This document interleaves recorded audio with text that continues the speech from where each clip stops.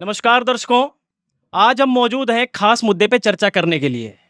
मुद्दा हमारा ये है कि आज संसार में बहुत सारे धर्मगुरु हैं और इन धर्मगुरुओं के बीच में हमने एक असली संत की पहचान करनी है।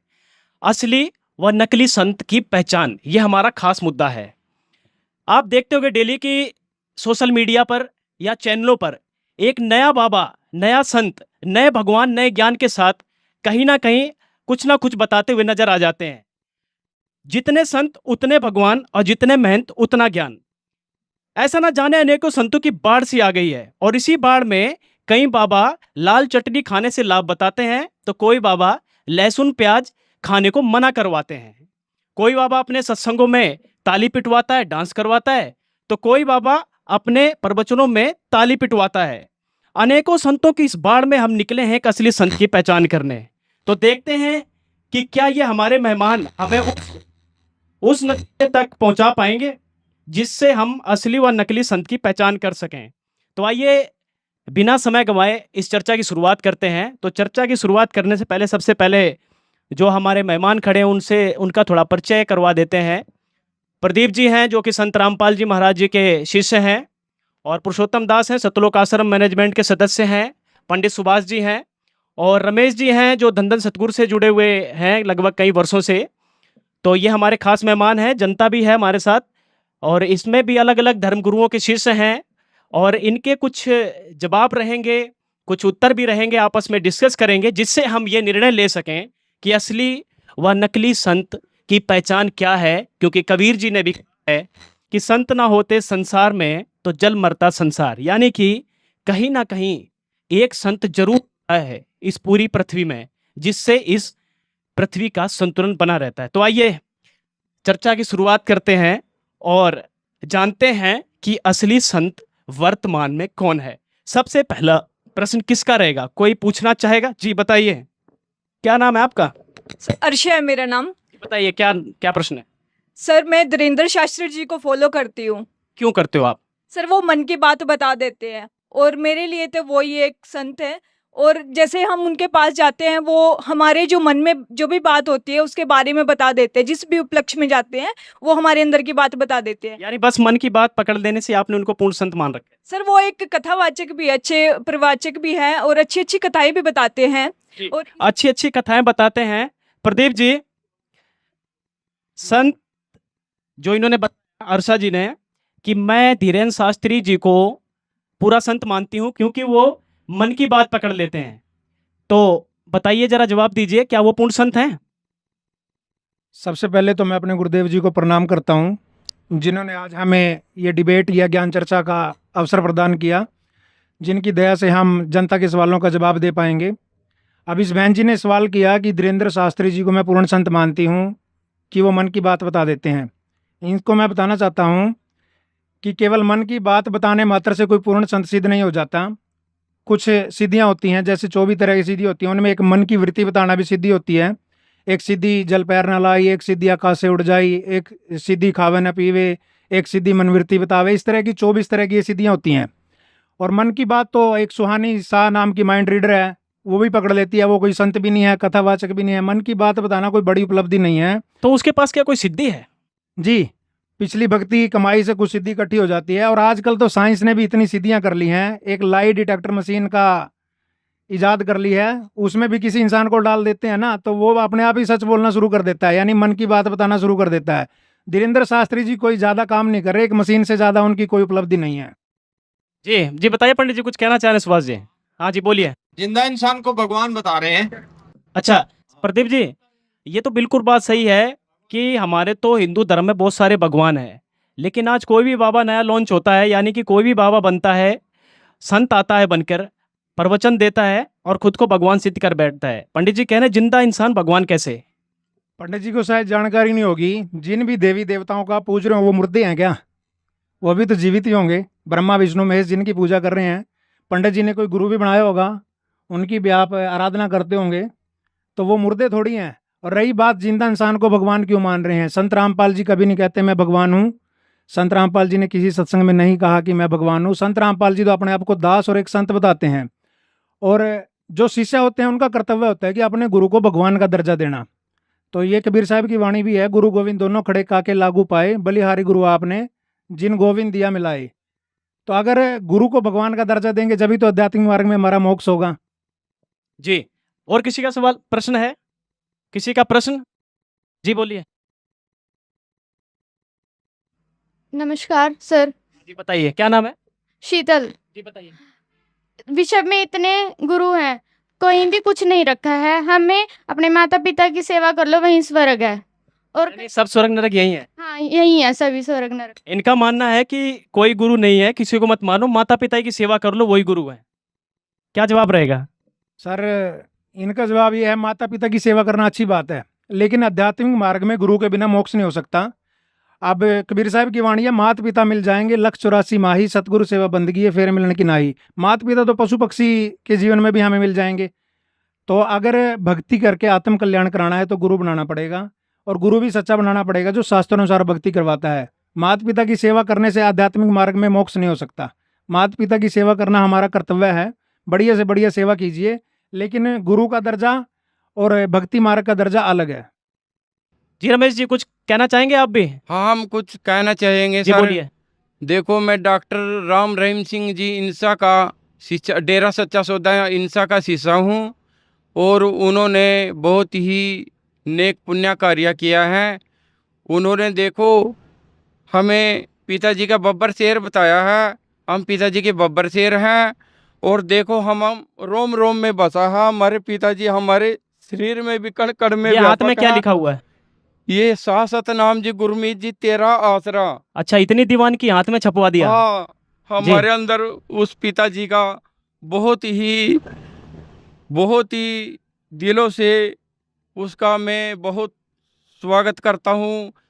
मैं उसका जी, क्या कुछ कहना आभारी चाह रही हैं हूँ। आप? बताइए, क्या नाम है? मेरा बबली दासी है जी। जी बोलिए। मैं ये राम रहीम के बारे में ये कहना चाहती हूँ जी, राम रहीम के तो लक्षण भी एक संत के नहीं है जी। वो नाचते हैं, गाते हैं, डांस करते हैं, फिल्म बनाते हैं। अगर संत ऐसा करेंगे तो समाज को क्या खा ज्ञान ये देंगे? मीरा जी भी तो नाचती थी। मीरा जी भी नाचती थी, पुरुषोत्तम दास जी, मीरा जी भी नाचती थी। ये देखो। कह रहे हैं मीरा जी भी डांस करती थी, हाँ। कृष्ण जी की पुजारण थी, तो नाचने में क्या बुराई है? सत साहिब, सबसे पहले अपने गुरुदेव जी का धन्यवाद करता हूँ, जिन्होंने हमारे को इस लायक बनाया कि हम इस आध्यात्मिक ज्ञान को उनकी दया से जान पाए। मीरा जो भक्ति करती थी जिस लेवल की, वो प्रेमा भक्ति करते हैं, वो मीरा कोई पार थोड़ा ना होगी। कृष्ण जी ने खुद प्रकट होकर मीरा जी को बोला था कि मीरा, तू मेरे लोक में तो आ जाएगी जितना तेरा प्रेम है, जिस लेवल की तू भक्ति करती है, लेकिन मोक्ष तेरा नहीं है, मुक्ति तेरे को नहीं मिलेगी। उसके लिए पूर्ण संत आपको ढूंढना पड़ेगा। और उस टाइम कबीर साहब आए हुए थे, रविदास जी उनके शिष्य थे। तो कबीर साहब ने उनकी परीक्षा भी ली कि रविदास जी से जाकर के नाम लो, विश्वास हो तो इतना हो गुरु पर। तो उसने जाकर के रविदास जी से दीक्षा ली, और रविदास जी ने उनको जिसमें चमड़ा की वो डुबोते थे उसी में से वो एक पान परवान जैसे देते हैं, वो अमृत समझ करके उसने वो भी पी लिया। उससे भी उसका परमात्मा की वाणी के द्वारा बहुत लंबा हो जाएगा चैप्टर। मतलब ये है कि जब रविदास जी से नाम लिया उसके बाद डांस किया था क्या उन्होंने? नहीं, फिर उन्होंने डांस नहीं किया। रमेश दास जी, फिर तो उन्होंने छोड़ दिया था। यानी कि पूरे गुरु मिले तो नाच गाना तो फिर मना का हो गया ना उनका सर नाच गाना पूरा हो गया, लेकिन जैसे हमारे को पिताजी ने ज्ञान दिया है, उन्होंने कहा अभी एक तो पाँव तुम्हारा यहाँ और एक सचखंड में है। एक पाँव जी, एक पाँव यहाँ दूसरा सचखंड में। सर देखो, सर ने बोला कि एक पाँव यहाँ पर दूसरा सचखंड के अंदर। और अब एक सिंपल सी बात लेते हैं कि वही अगर ये भक्ति मार्ग है, भक्ति मार्ग में सभी चीजों को मायने रखते हैं। हमें अन्य देवी देवताओं की भी भक्ति करनी पड़ेगी, वो किस शास्त्र विधि से करनी पड़ेगी। तो आप बोल रहे हो कि हमारे पिताजी ने बोला है कि एक पाँव हमारा यहाँ और दूसरा सचखंड में। अब एग्जाम्पल के तौर पे मैं आपको बोलता हूँ कि आप यहाँ कुरुक्षेत्र आए हो, कुरुक्षेत्र से अम्बाड़ा जाने के लिए क्या आप एक पाँव यहाँ अम्बाड़ा के कुरुक्षेत्र के अंदर दूसरा पाँव अम्बाड़ा में रख लोगे? बिल्कुल भी नहीं। ये तो आपकी मिथ्या और मनगढ़ंत बातें हैं।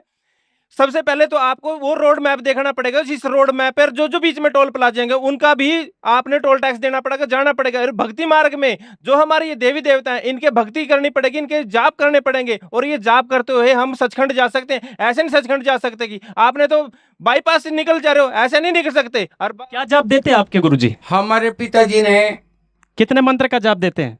हमारे पिताजी 3 मंत्र का जाप 3 देते मंत्र हैं। का जाप देते हैं। ये कह रहे हैं कि जितने टोल प्लाजा है सारे देने पड़े। संत रामपाल जी महाराज क्या सबका टोल प्लाजा करते हुए ऊपर ले जाते हैं सचखंड में पुरुषोत्तम दास जी? नहीं, भक्ति का मार्ग कोई और है, इनको कह भी नहीं पता भक्ति के बारे।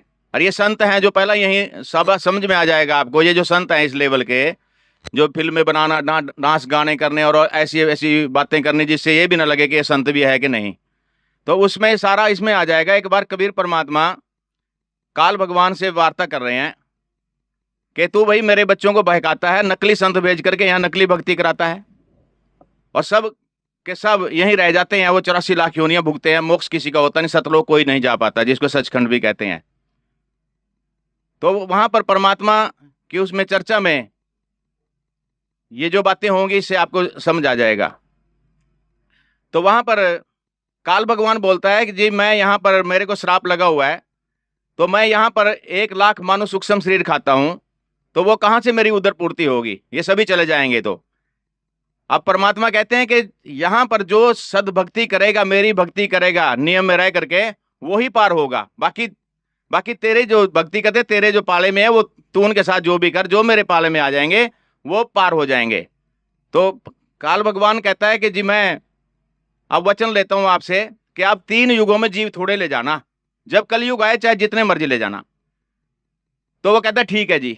कबीर परमात्मा ने कहा ठीक है, मैं कलयुग में ले जाऊंगा। परमात्मा को पता था इसकी सारी कहानी का कि ये भक्तिहीन बना देगा सबको, दुराचारी, मांसाहारी, शराब पीना, जितने व्यसन करना, सब उसमें लिप्त हो जाएंगे। तो परमात्मा को यही पता भी दुखी होंगे तब ये मेरी शरण में आएंगे। अब दुख पा रहे हैं तो संत रामपाल जी की शरण में ही वही लोग आ रहे हैं जो बहुत दुख पा रहे हैं। तो काल फिर क्या कहता है जी, मैं अब 12 पंथ चला दूंगा, जो आपकी भक्ति करते दिखेंगे, आपकी बाणी लेंगे, और आपसे जैसे गुरु ग्रंथ साहब है, सिखों का जो सिख भाई हैं उनको उसमें 50% कबीर परमात्मा की बाणी है, और भी अन्य जितने पंथ है, कबीर साहब की बाणी के बिना कोई भी धर्म नहीं है। तो वहां पर वो बोलते हैं, कहता है काल कहता है कि मैं 12 पंथ करूं मैं साजा, नाम तेरा ले करे वाजा, 12 पंथ से नाम जो लई और मेरे मुख में आन समोई। वो 12 पंथों से नाम भी लेंगे, वो दिखेंगे भी गुरु, वो बड़े बड़े संप्रदाय जुड़ जाएंगे, जैसे किसी के 2 करोड़ शिष्य हैं, किसी के 4 करोड़ शिष्य हैं, और कबीर पंथ के भी 20 करोड़ कबीर साहब को मानने वाले हैं इस देश में। सबसे बड़ा संप्रदाय कबीर पंथियों का है, लेकिन ज्ञान उन पे भी पूरा नहीं है। अब ये सुनियोजित समय है, पढ़ा लिखा समाज है, वेद किताब झूठे नहीं भाई, झूठे हैं जो समझे नहीं। अब सब अपना पढ़ेंगे वेदों को, शास्त्रों को, और इस ज्ञान पे लगेंगे। अब उसमें कहता है 12 पंथ करूं मैं साजा, नाम तेरा ले करे आवाजा, 12 पंथ से नाम जो लेयर मेरे मुख में आन सुनमोई, और अनेक पंथ चलाऊं ऐसा भ्रमित ज्ञान फैलाऊं, सबको भ्रमित कर दूंगा मैं। कहता मैं दृढ़ फंदा रची बनाई, जा में जीव रहे उर्जाई। पर कहता है पहले, उससे पहले कहता है प्रथम दूत मम प्रगटे जाही। ये काल कहता है कि मेरे दूत गुरु रूप में पहले प्रकट हो जाएंगे वहां जाकर के। यानी जितने हैं संत रामपाल जी को छोड़ के जो प्रकट हुए हैं आज, ये पूर्ण संत नहीं है? नहीं, पूर्ण संत नहीं, ये मोक्ष नहीं करा सकते। पूछ लो उनको खुद जाकर के। जी रमेश जी, आपकी इतनी दीवानगी हाथ में छपवा लिए तो पूर्ण संत नहीं है? हमारे पिताजी कहते हैं सर कि आप मेरे वचनों को फॉलो करो, जो भी मैं कहूँ भक्ति मैं करूँगा जी आपके बोलिए, लिए। क्या कहना चाहेंगे? सर मैं इस ये जो कह रहे हैं राम रहीम जी, मैं उनसे जुड़ी थी पहले। तो वहां पर क्या होता है कि जो एक आम होता है, एक जो फल फ्रूट है उनकी कीमतें होती है, और एक आम मैंने 1000 रुपए में खरीदा था। सिर्फ जो आम 2 रुपए का मिल जाता है वो मैंने 1000 रुपए में खरीदा था। सर आप कुछ कहना चाहेंगे 1000 रुपए में? मैं कहना चाहती हूँ, मैंने भी वहां से 1.5 आलू खरीदा 1600 रुपए का। 1600 का आपने भी कुछ खरीदा था क्या? जी बताइए, वहीं खड़ी रहिए, बताइए। आम खरीदा था 5000 का। 5000, 1600, मिर्ची भी बेच रहे हैं, ये संत कैसे? देखो ये पिताजी का प्यार है। ये पिताजी का प्यार है? सर ये प्यार नहीं है, ये धंधा कह सकते हैं इसको। जो 100 रुपए की या 10 रुपए की चीज है उसको 5-5, 10-10 हजार रुपए में बेचा जा रहा है, ये धंधा है, प्यार नहीं है। प्यार ये होता है कि उसको फ्री ऑफ कॉस्ट दिया जाए, उसको प्यार माना जाता है। ये तो धंधा है, बिजनेस है। एक ये साथ में बहन जी बोल रही है कि 1600 रुपए का लो, 1600 रुपए की तो 3-4 बोरी गिर जाएंगी। कमाल की बात है, ये धंधा है, धंधा के अलावा कुछ नहीं है। ये भक्ति मार्ग नहीं है। भक्ति मार्ग में श्रद्धापूर्वक फ्री ऑफ कॉस्ट दिया जाता है। अगर प्रसाद भी समझ के दिए जा रहे हैं, वे कुछ नहीं है, ये धंधा है, पाखंड है, नीरा पाखंड है। और इसमें संत नाम की कोई गुण ही नहीं है, संत का कोई मार्ग ही नहीं है, कोई ज्ञान ही नहीं है।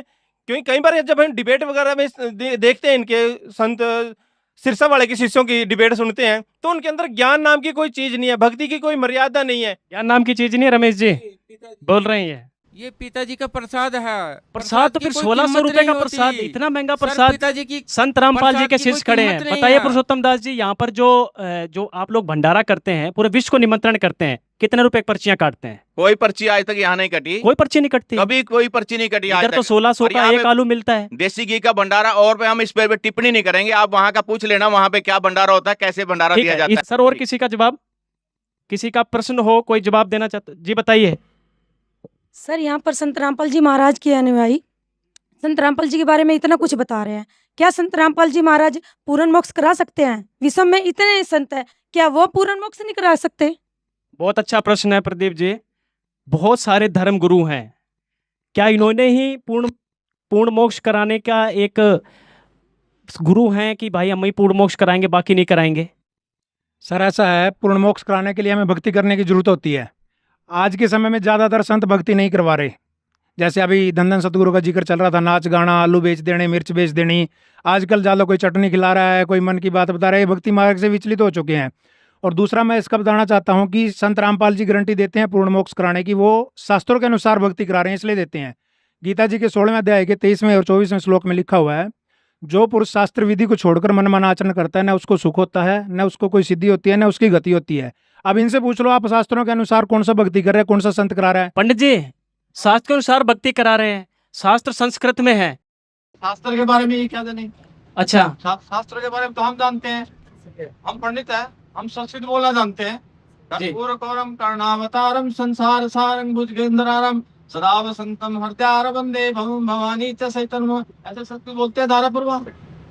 यानी आप कहना क्या चाहते हैं संस्कृत के विषय में? संस्कृत आती नहीं है। देखिए, कैमरामैन से कहूंगा एक वीडियो दिखाएं। इसमें भी एक आशुतोषानंद जी हैं, जो बहुत बड़े अपने आप को विद्वान मानते हैं और पंडित जी भी हैं, जो कहते हैं संत रामपाल जी को संस्कृत नहीं आती है। है कि उत्तम पुरुष जो है कोई श्री कृष्ण से, भगवान से भी अलग है, उनका ये कहना है। नाम जान गए आप कौन है? तो सबकी निंदा ही करता रहता वो, निंदा के अलावा कुछ सोचा ही नहीं बंदे ने। आओ हम आपको बताते हैं। उनका प्रश्न ये है कि उत्तमा पुरुषस्तन्य भगवान कह रहे हैं, ये कह रहे हैं कि संत रामपाल जी निंदा करते रहते हैं, पुरुषोत्तम दास जी निंदा करते रहते हैं, संस्कृत नहीं आती संत रामपाल जी को। निंदा और निठार में अंतर होता है भगत जी। जी, एक ये कह रहे हैं कि संस्कृत नहीं आती। संस्कृत का विद्वान हो रहा है, संस्कृत से पढ़ लेना किसी चीज को, उससे वो विद्वान नहीं बन जाएगा। वो संस्कृत को पढ़ लेता है, उस संस्कृत का विद्वान हो गया। अब तो पूरा जितना भी लिटरेचर है, हमारे गुरु जी ने तो हर भाषा में उसको छाप दिया। भाषा का मतलब क्या होता है? एक बात, मेरी बात आपके समझ में आ जाए, ठीक है, एक दूसरे की बात दूसरे के समझ में आ जाए, भाषा का इतना ही काम होता है। जो भाषा है पंडित जी, संस्कृत आप कह रहे नहीं आती है संत रामपाल जी को, और भी बहुत सारे धर्मगुरु हैं जो कहते हैं संत रामपाल जी को संस्कृत नहीं आती है। ये आप कैसे कह सकते हैं, जबकि उन्होंने तो अनुवाद कर रखा है पवित्र गीता जी का? पवित्र गीता जी का अनुवाद तो हमने किया है। अच्छा, हम संस्कृत जानते थे, हम हमारे पुरुष जो है संस्कृत वही जानते थे। हमने किया अनुवाद तो गीता जी का। जी, इन्होंने किया अनुवाद और उन्होंने किसी ने। उन्होंने कोई सर, क्या तो पंडित जी का मैं क्वेश्चन का आंसर देना चाहता हूँ कि पंडित जी कह रहे हैं कि अभी संस्कृत को हम जानते हैं। संस्कृत जानने मात्र से विद्वान नहीं हो जाता है। संस्कृत एक भाषा है, वो अपने शब्दों को एक दूसरे तक पहचाना है। और रही बात ये कह रहे हैं कि भाई हमारे पूर्वज ना संस्कृत को पढ़ते आ रहे हैं और समझाते आ रहे हैं। प्रथम बात तो मैं ये कहता हूँ, आज तक किसी भी धर्मगुरु ने आज तक गीता को या पवित्र वेदों को, किसी भी शास्त्र को खोल के नहीं दिखाया। ओनली आज की डेट में संत रामपाल जी महाराज हैं जो पवित्र गीता जी को, पवित्र सभी धर्मों को खोल के दिखा रहे हैं कि भाई इनके अंदर लिखा क्या है और भक्ति किसकी करनी चाहिए, वो परमात्मा है कौन और उसकी पाने की विधि क्या है।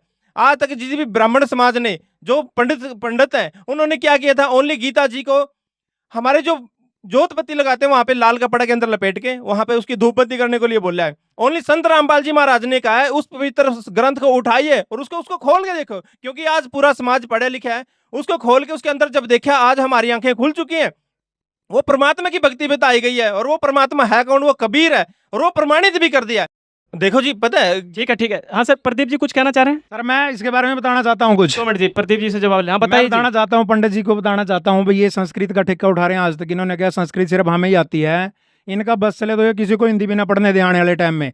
ये तो परमात्मा की दया हुई कि सभी शास्त्रों का अनुवाद हो गया, डिक्शनरी आ चुकी है, संत रामपाल जी ने सबका अनुवाद कर दिया है। अब इनसे एक सवाल का जवाब पूछिए आप। गीता जी के 18वें अध्याय का 66वां श्लोक है, सर्वधर्मान प्रत्यज माम एकम शरणम व्रज अहम तवा मोक्षयामि पाप है मास ऊंचा। ऐसा कुछ लोग हैं, इनसे पूछना व्रज का क्या अर्थ होता है, बता क्या अर्थ देंगे होता तो है ये। सुभाष जी, बताइए। आना वर्ज होता है जी, क्या आना होता है। आना होता है? हाँ बिल्कुल आना होता है। आप बताइए अरे क्या अर्थ पंडित है? जी क्यों जिंदगी खो दी आपने, संस्कृत का अर्थ भी नहीं आपको तो पता, आना होता है। आपके पूर्वजों ने भी नहीं सीखा, आपने भी नहीं सीखा।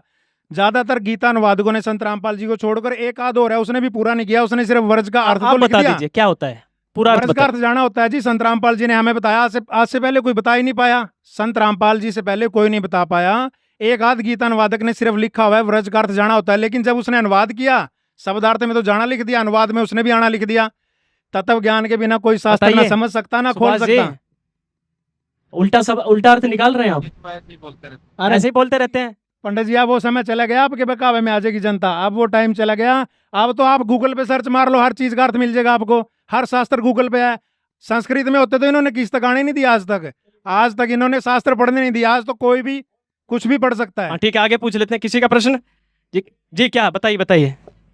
हाँ जी श्रीमान जी, मैं राधा स्वामी सत्संग से जुड़ा हूँ 4-5 साल से। क्या नाम है? मैं राम कुमार नाम है मेरा, राम कुमार जी बोलिए। और मैं राधा स्वामी से नाम ले रखा, 5 नाम का मंत्र देते हैं हम, और 2.5 घंटे बैठकर जो है ना सुमन करते हैं और भक्ति करनी है तो मतलब राधा स्वामी सत्संग से सीखो। ये क्या, ये कोई अपने पंडित कोई कुछ बता रहा, कोई कुछ बता रहा, ऐसे थोड़े होती है। अच्छा जवाब सुन लेते हैं। जवाब, राधा स्वामी पंच ले रखी है, आप उनसे जुड़े हुए हैं, तो आपने उनकी बहुत सी पुस्तकें भी पढ़ी होंगी, पढ़ी है या नहीं?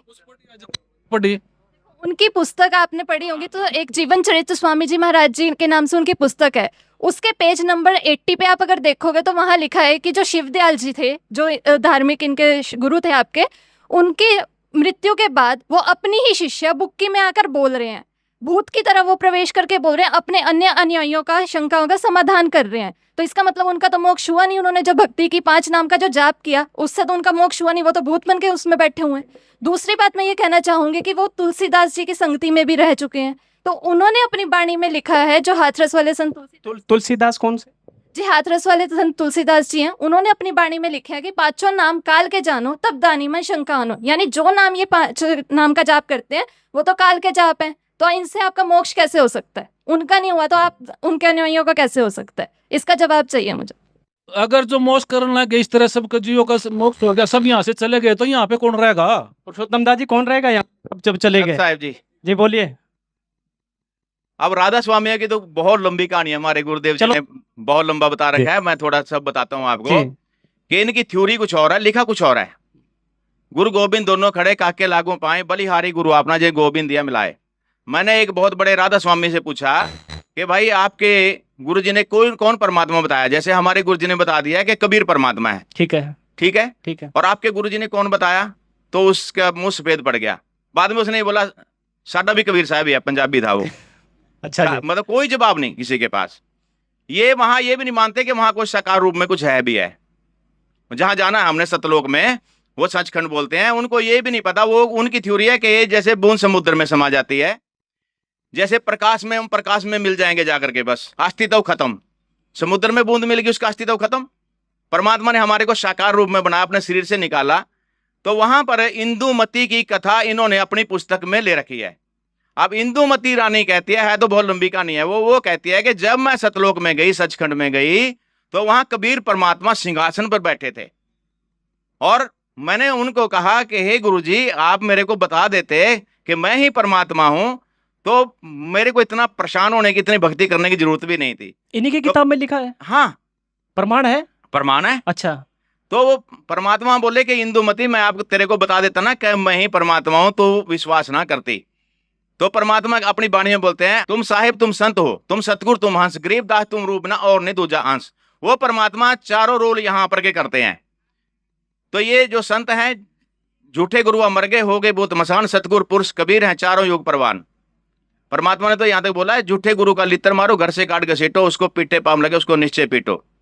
पीटो मतलब ज्ञान से पीटो उसको, ज्ञान से भी। गुरु जी आप हमारे को कहाँ लेके जाओगे? अच्छा जी, हाँ, ज्ञान से पीटो। क्या वो गुरु जी पे जवाब नहीं आता? हमारे 2.5 गुरु बदले हैं। 2.5 घंटे सुबह बैठना, 2.5 घंटे शाम को बैठना, ये कहाँ तक सही है कि बैठना चाहिए क्या? ये तो जी आप ये बैठ ही नहीं सकता कोई। आपके किसान गुरु बैठ नहीं सकता, मजदूर बैठ नहीं सकता, दुकानदार तो बेचारा पहले बैठे बैठे थक गया, वहां पे पूरा दिन बैठा है। सर भक्ति तो बैठ के ही होती है ना, बैठ के एकांत स्थान पे बैठिए, मन अच्छी तरह लगेगा। फिर संत रामपाल जी मतलब कैसे हमारे भक्ति गुरु जी करवाते कहते हैं, नाम खाते नाम पीते, नाम से तिलागवे, नाम खाते नाम पीते नाम सोते जागवे। जी आगे। मतलब गुरुजी हमारे गुरुजी बताते हैं कि नाम जाप करना है। शास्त्रों में भी प्रमाण है कि आप चलते फिरते उठते बैठते जब मर्जी नाम का जाप कर सकते हो।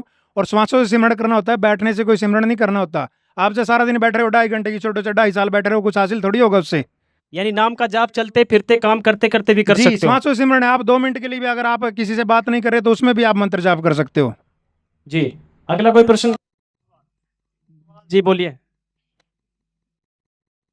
सर जी देखिए, मैं क्या नाम है? मेरा नाम सीमा है। मैं अभी 17 साल से धंधन सतगुरु से जुड़ी हुई हूँ। तो हमारे गुरु जी मतलब 3 मंत्र का जाप बताते हैं वो, और देवी देवताओं के तो मंत्र वो देते ही नहीं, और हमारे गुरु जी 10वें द्वार पे पहुंचा देते हैं हमको। सर आपके गुरुजी भी तो सुना है मैंने 3 बार मंत्र देते हैं। 3 बार तो इनके गुरुजी भी धंधन सत, देखो वही बात फिर उठ गई कि धंधन सतगुरु भी 3 बार मंत्र देते हैं, 3 नाम देते हैं, आपके देते हैं। 3 बार में नहीं देते हो, 3 नाम एक ही बार में देते हैं, बस आगे कुछ नहीं, ना वो खंड होता ना। मैं इनका थोड़ा सा बताना चाहता हूँ। हमारे गुरुजी जो 3 मंत्र देते हैं वो गीता जी में प्रमाण है। जैसे ओम तत्सत 3 मंत्र का जाप होता है भक्ति मार्ग के लिए। ओम तो सीधा है, इसका तो सबको पता है। तत्व और सत जो गुप्त हैं वो हमारे गुरुजी बताते हैं, वो तत्वदर्शी संति बता सकता है। और जो धंधन सतगुरु वाले 3 मंत्र देते हैं, इनकी एक पुस्तक है, उसमें लिखा हुआ है, गुरमीत जी की लिखी हुई है। वो गुरमीत जी लिखते हैं कि सतनाम के बिना जीव की मुक्ति नहीं हो सकती। और आगे वो उसी में एक लाइन के बाद लिखते हैं कि ओम मंत्र के बिना सतनाम नहीं हो सकता। यानी उन्होंने भी उसमें कोड किया हुआ है कि ओम मंत्र के बिना सतनाम नहीं हो सकता और सतनाम के बिना जीव की मुक्ति नहीं हो सकती। तो इस बहन जी से पूछना कि भी ओम का जाप किया या उन्होंने दिया है? क्या दिया है ओम का जाप? ओम का जाप दिया क्या? सर जी ओम का जाप नहीं है उसमें, फिर वो- उसमें परमात्मा के सीधे मंत्र है, उसमें ओम का कोई जाप नहीं सुनो, देते वो। गुरमीत जी की थ्योरी अलग है, प्रैक्टिकल अलग है। वो खुद किताब में लिख रहे हैं ओम के बिना मुक्ति नहीं हो सकती सतनाम के बिना, और ओम जाप के बिना सतनाम नहीं हो सकता। यानी आपको तो फिर उन्होंने मिट्टी गोली दे दी। गुरमीत राम रहीम जी के गुरु कौन थे? उनके साथ मस्ताना जी थे। उनके कौन थे? उनके सावण सिंह जी थे। उनके कौन थे? उनके आगे हमको पता पता नहीं है। किसी को पता है उनके आगे कौन थे? जी बताइए, आप ही बता दीजिए पुरुषोत्तम दास जी। सर आप कैसे कहते हो कि हमारा नाम खंड नहीं होता? खंड तो हमारा भी नाम होता है। अरे आपका नाम ही नहीं, खंड क्या होगा? नाम ही नहीं है, वो मंत्री नहीं आप कर रहे हो। नहीं, हमारे आप पिताजी सुनो, कहते हैं भी सुनो, कान पकड़ के एक दंड मिनट। सतगुरु बोलो, माफी मिल जाएगी। ऐसे माफी नहीं। सुनो, 500 का नोट मान लो सरकार ने बना दिया और आप चिल्ड्रन बैंक वाला नोट जेब में पा रहे हो, कह रहे हो मेरा नोट असली है। ऐसे कैसे हो जाएगा? जब ओम मंत्र के बिना मुक्ति नहीं हो सकती, सतनाम के बिना, आपका तो पहले ही खंड है, वो नाम ही नहीं है आपके पास। तो भगत जी हमसे कान पकड़वाए के धन सतगुरु करवाते हैं। कान छोड़ो, आप तो जब पूरा शरीर पकड़ लो, कुछ लाभ नहीं मिलना आपको। वो जो प्रश्न था, गुरु प्रणाली जो बात चल रही थी कि सावण सिंह के बाद वो अटक गई, कि सावण सिंह के बाद मुझे नहीं पता। आप कुछ कहना चाह रहे हैं पुरुषोत्तम दास जी? ये राधा स्वामी पंथ जो है, इनके जो चलाने वाले हैं, उनका नाम शिवदयाल जी महाराज था जी। और वो हठ योग करते थे जी। अपने आप। उन्होंने अपनी थ्योरी से ही ये पंथ चलाया। और राधा स्वामी जो पंथ है, दादू जी की एक बानी है, दादू धारा अगम की सतगुरु देही मिलाए, उल्ट ताई सुमन के स्वामी संग मिल जाए। तो उन्होंने इसके ऊपर वो राधा जो था प्यार से, जो उनके जो ये पत्नी जो थी, उनका नाम प्यार से वो राधा बोलते थे, शिवदयाल जी। और उनका जो पति था, तो उसको वो स्वामी जी बोलते थे। वहीं से पर राधा स्वामी ये पंथ बना दिया। ये राधा स्वामी, और इसका कोई उचित है नहीं इसके अलावा। इनके कोई गुरु थे आपके? उनके मतलब शिवदयाल जी महाराज का कोई गुरु नहीं था। जैसे हमारी गुरु प्रणाली है, अच्छा, कबीर ये परमात्मा है। जैसे राधा स्वामी पंथ चल रहा है और कह रहे हैं धंधन सतगुरु भी वहीं से निकला है, तो वहां से और भी पंथ निकले क्या राधा स्वामी बहुत पंथ है, 10-12 बन रही है। कौन कौन से कुछ नाम बता पाएंगे? जैसे एक तो धंधन सतगुरु हो गए, और ये ठाकुर जी वाला, कृपाल जी वाला, धनोद वाला, ये गंगवा वाला, इनके तो 36 हो रहे हैं जी। और आने वाले टाइम में और ब्रांचा खुल जाएंगी इनकी। नाम नहीं है इनके पास, इनके तो घर घर में अब डेरे खुल जाएंगे थोड़े दिनों बाद। ये एक के कुएं का पानी सारा ये। जी बोलिए। पंथ वाले अपनी ही पुस्तकों में गुरु नानक देव जी की वाणी का सहारा लेते हैं। उन्होंने अपनी ही पुस्तक में गुरु नानक देव जी की वाणी से ये सिद्ध किया कि पूर्ण गुरु कौन हो सकता है। उन्होंने कहा है गुरु नानक देव जी की वाणी में कि पूरा गुरु सोई कहावे जो 2 अक्षर का नाम बतावे, एक लखावे एक छुड़ावे, तब प्राणी निज घर को जावे। तो ये तो 5 नाम का जाप देते या 3 नाम का जाप देते, तो पूर्ण गुरु कैसे हो सके? पूर्ण गुरु तो संत रामपाल जी महाराज जी है, जो सतनाम का 2 अक्षर का नाम जाप देते। कहीं ना कहीं इस जो चर्चा चल रही है, निकल के सामने आ रहा है कि संत रामपाल जी महाराज शास्त्र के अनुसार भक्ति दे रहे हैं, और यहाँ पर जो अन्य धर्म गुरु हैं, जैसे धंधन सतगुरु राम रहीम जी हो गए, जो राधा स्वामी हो गए, ये सब मतलब एक ही पंथ से निकला पंथ। जी आपने बुलाया था, क्या कहेंगे? अरे तो ये मानना है कि ये जितने भी गुरु है सबको इन्होंने धंधा बना रखा है, पैसे कमाने का सारा धंधा बना रखा है। ये जो भी है, कोई बोलता है कि भाई हमारे यहाँ पे 2.5 लाख का आलू बिकता है, ठीक है, ये सब पैसे कमाने का ही धंधा है भगत जी, और क्या है ये? देखिए कहीं ना कहीं तो संत होता है, यानी सब संतों को आपने लपेट तो संत क्या होता है? संत ये किसी को नहीं मानते हैं जी। सही है जी, बिल्कुल बात सही कह रहे हैं। धंधा बनाए रखा है जी, सबने सबसे धंधा बना रखा है। सर ऐसा है जी, इन ये बेचारे भोले श्रद्धालु हैं, इन्होंने ऐसा है, ये दूध के जड़े हुए हैं, इन भ्रमित संतों ने इनको ठग लिया। ये 2.5 लाख का आलू खरीदने वाला तो सारी उम्र पछताए। संत रामपाल जी के आश्रम में निःशुल्क भंडारा चलता है, देज रहित विवाह होते हैं, रक्तदान शिविर होते हैं। अब कोरोना काल आया था पीछे 3-4 साल पहले, कोरोना काल में पूरे भारतवर्ष में संत रामपाल जी ने जो सहयोग किया वो शायद सरकारें भी ना कर पाई। अभी पीछे 6 महीने पहले बाढ़ आई थी, हरियाणा में विशेषकर बाढ़ आई थी। संत रामपाल जी ने और उनके अनुयायियों ने जितना राशन, चारा, दवाइयाँ, पानी, जितना दूध हो सकता था वो सभी बांटा, गांव-गांव जाके, किसी से एक पैसा नहीं लिया। आज भी किसी को अगर कोई ऐसा संकट आ जाता है, किसी भी जगत भाई बहन को कोई सीरियस बीमार है या खाने पीने की वस्तु का अभाव है, संत रामपाल जी महाराज के अनुयायी उनके आदेश से निःशुल्क उनकी सेवा करते हैं जाके। और ये 2.5 लाख में आलू बेचते हैं, क्या सेवा करेंगे जी? 25-25 रुपए की तो टिकट होती है। वो डांस देखने के लिए आई है मैं लव चार्जर, इस तरह के गाने होते हैं जहाँ पे 25 रुपए की टिकट देख के जाते हैं। और एक बंगीदास होता है इनका किसी गांव में, उसको क्या देते हैं, 100 टिकटों के 2.5 लाख रुपए हैं, जैसे मर्जी ला, 100 बंदे तना इकट्ठे करके लाने हैं। इस बात का प्रमाण है हमारे आसपास के इलाकों में जी। ये तो बिल्कुल जो आप लोग करते हैं भंडारा, यानी कि खुला भंडारा, विशाल भंडारा, वो भी बिल्कुल निःशुल्क करवाते हैं। ये तो बिल्कुल बात सही है कि जो सोशल प्लेटफॉर्म में हम देखते हैं, ट्विटर भी, उनके वहाँ भंडारा भी निःशुल्क नहीं है, वहाँ कंटीनें बनी हुई हैं, टिक्की, चाउमीन, बर्गर, छोले भटूरे कुछ खा लो पैसे दे के, फ्री में, तो क्या पता पानी भी ना हो वहाँ जी। यानी कि संत राम महाराज जी के आश्रम में सब कुछ फ्री है जी। बोलिए। कुछ कहना चाहती हूँ सर। 2014 में ये बरवाड़ा कांड हुआ था सर, उसमें हमने न्यूज़ सुन रही थी, उसमें बार बार संत रामपाल जी महाराज के बारे में बताया जाता। वो दूध में नहाते हैं, उसकी खीर बनाते हैं, अपने चेलों को खाते हैं, क्या से पूर्ण संत होता? क्या पूर्ण संत हो सकते हैं? ये तो बात बिल्कुल सही है, मीडिया में चली थी ये खबर। ऐसा है जी, मीडिया तो कुछ भी चला दे। मीडिया तो कहते हैं भैंस के 2 सींग की बजाय एक होता है, तो जनता मान थोड़ी लेगी। अब ये बहन जी भ्रमित हैं कि संत रामपाल जी दूध में नहाते थे। मैं इनसे पूछना चाहता हूँ कि या कोई उसकी वीडियो फुटेज हो, कोई किसी ने फोटोग्राफी की हो, या कोई वहाँ पे आप कहते पाइपलाइन बिछी हुई थी जी, सुरंग के जरिए दूध जाता था, कोई उसकी फोटो आई हो, मनगढ़ंत वीडियो बना रखी है और संत रामपाल जी को बदनाम करने के लिए मीडिया ने ये प्रोपगंडा अपनाया। मैं आपको एक इसमें थोड़ा सा दिखाता हूँ, कैमरामैन से कहूँगा एक बार दिखाएं। अब संत रामपाल जी पर आरोप लगा देते हैं कि वो दूध में नहाते थे। अब ये मैं एक फोटो दिखा रहा हूँ, ये लिखा हुआ है, मंदिर से बाहर निकले कुबेर महाराज, ये देखो दूध से नहा रहे हैं। ना किसी हिंदू धर्म के श्रद्धालु की भावनाएं आहत होती इससे, ना कोई मीडिया वाला वहाँ कहता कि ये दूध से नहा रहे हैं। और संत रामपाल जी के नहाने का तो कोई प्रमाण भी नहीं आज तक। सिद्ध कर दो, मनगढ़ंत बातें करने से कुछ नहीं होता, कोई प्रमाण दो कि वो दूध से नहाते थे।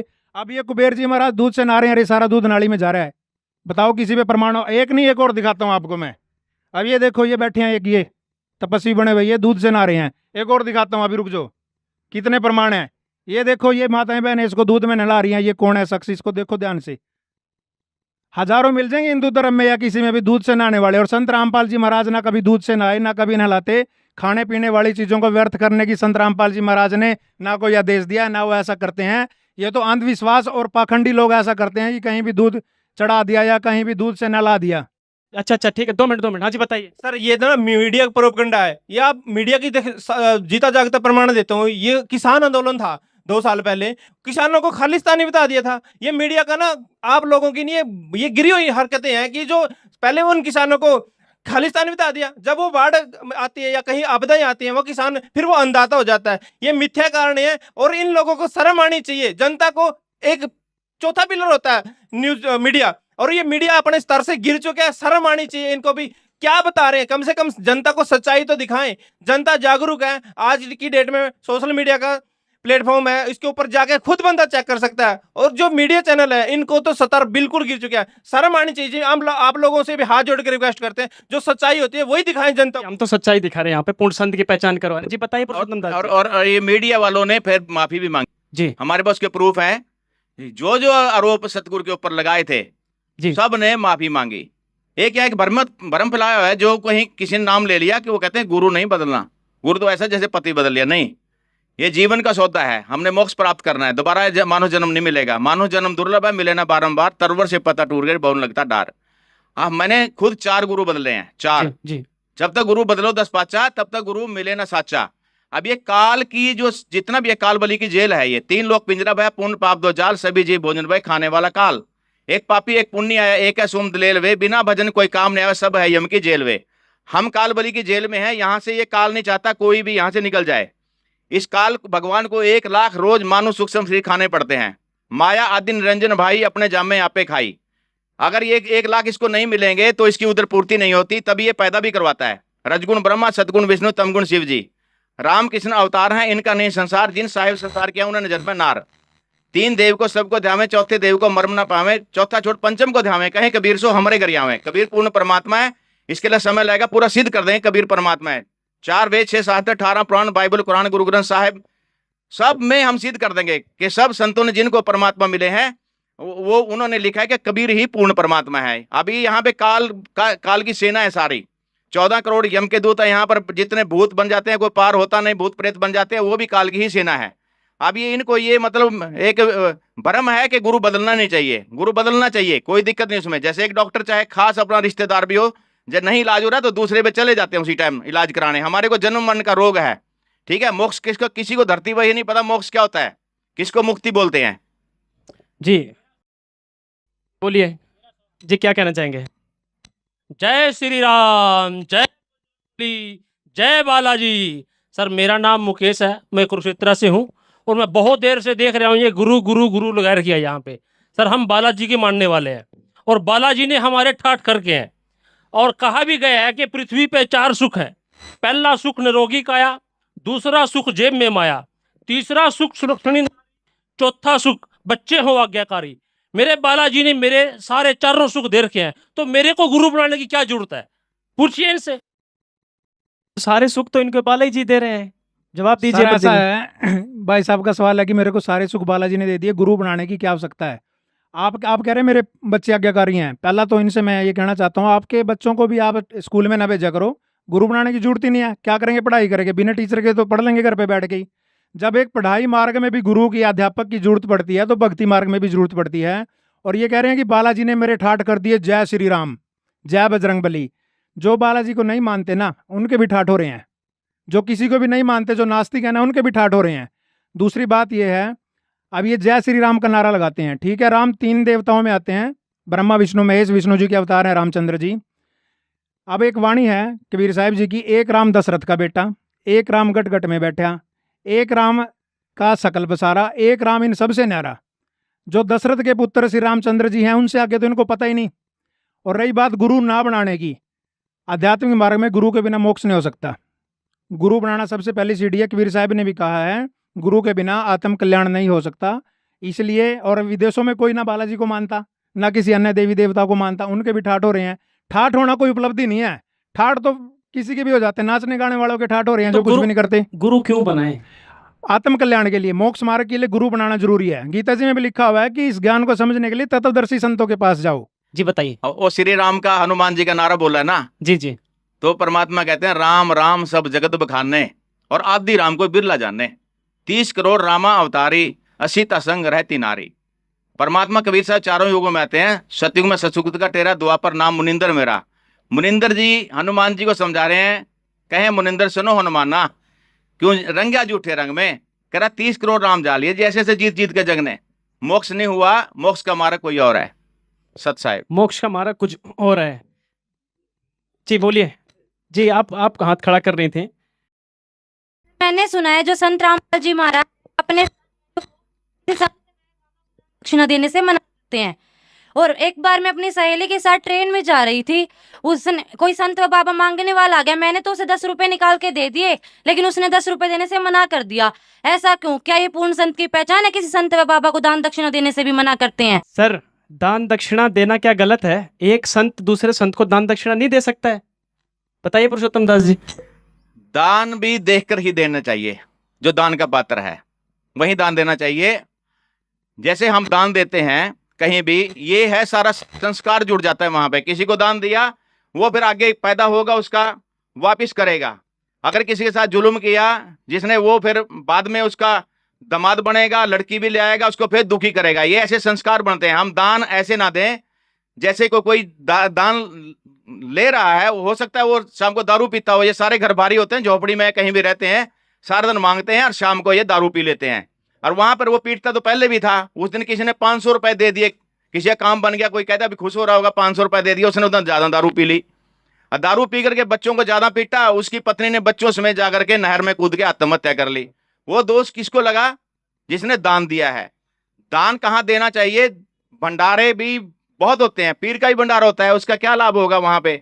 जो किसी के वहां पे दान दिया, उसका कुष्ठ का रोग ठीक हो गया, वो सब में बंट गया। वहां पे एक होता है हमारा पिता है जो पूर्ण परमात्मा कबीर साहब, उसके वहां जो दान देगा, वहां जो भंडारा लेगा, उसका लाभ ही लाभ है। एक गुरुजी कहते हैं 1000 ज्यादा देता हूं मैं दान किया हुआ यहाँ से, और वो क्या देंगे सत साहिब? यानी सुपात्र को दिया हुआ दान फलता है, कुपात्र को दिया दान भी फलता है। जी बोलना क्या क्या है रचन? देखिए जैसे बहन जी ने बोला कि मैंने दान दिया और मेरी सहेली ने दान नहीं दिया, जो उन्होंने संत रामपाल जी महाराज से दीक्षा ली हुई थी। सबसे पहले तो मैं इस बहन का मैं ये कहना चाहता हूँ कि उन्होंने जब सुपात्र को देना, ये जैसे कि पुरुषोत्तम जी ने भी बताया कि सुपात्र को दिया दान फलता और कुपात्र को दिया दान नहीं फलता। जब बहन बोल रही थी कि, और जैसे पंडित जी भी उसकी राय में मिला रहे थे कि भाई हाँ दान देना चाहिए। दान किसको देना चाहिए? सबसे पहले तो हमें ये समझना चाहिए, हमारे संत रामपाल जी ये कहते हैं अगर कोई रोगी है उसको दवाई दिला दो, कोई भूखा है उसको खाना खिला दो, किसी के वस्त्र फटे हुए उसको वस्त्र पहना दो, ये भी तो दान होता है। और संत रामपाल जी महाराज किसी को दान देने से मना नहीं करते हैं, दान उसको दिवाते हैं जिसको आवश्यकता होती है। अब मान लो मेरे पास एग्जाम्पल का रखता हूँ, मेरे पास करोड़ों रुपये है, मैं भिखारी हूँ, और आप लोगों ने न्यूज चैनल में कई बार देखा होता है कि बस स्टैंड पे या रेलवे स्टेशन पे बहुत से भिखारी होते हैं और वो वहीं पड़ रहते हैं, उनके पास इतना पैसा इकट्ठा हो जाते हैं, वो उनको ये नहीं पता होता कितना पैसा, और वो वहीं भीख मांग मांग के इकट्ठा करके मर जाते हैं।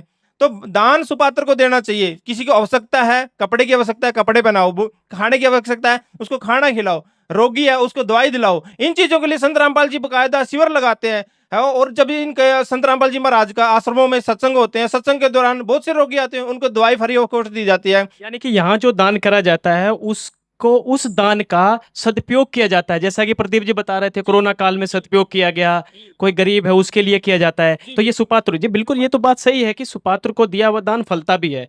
और संत वही है जो समाज सुधार के साथ साथ समाज कल्याण की भी बात करे, और ये संत रामपाल जी के आश्रम में अधिकतर देखने को मिलती है।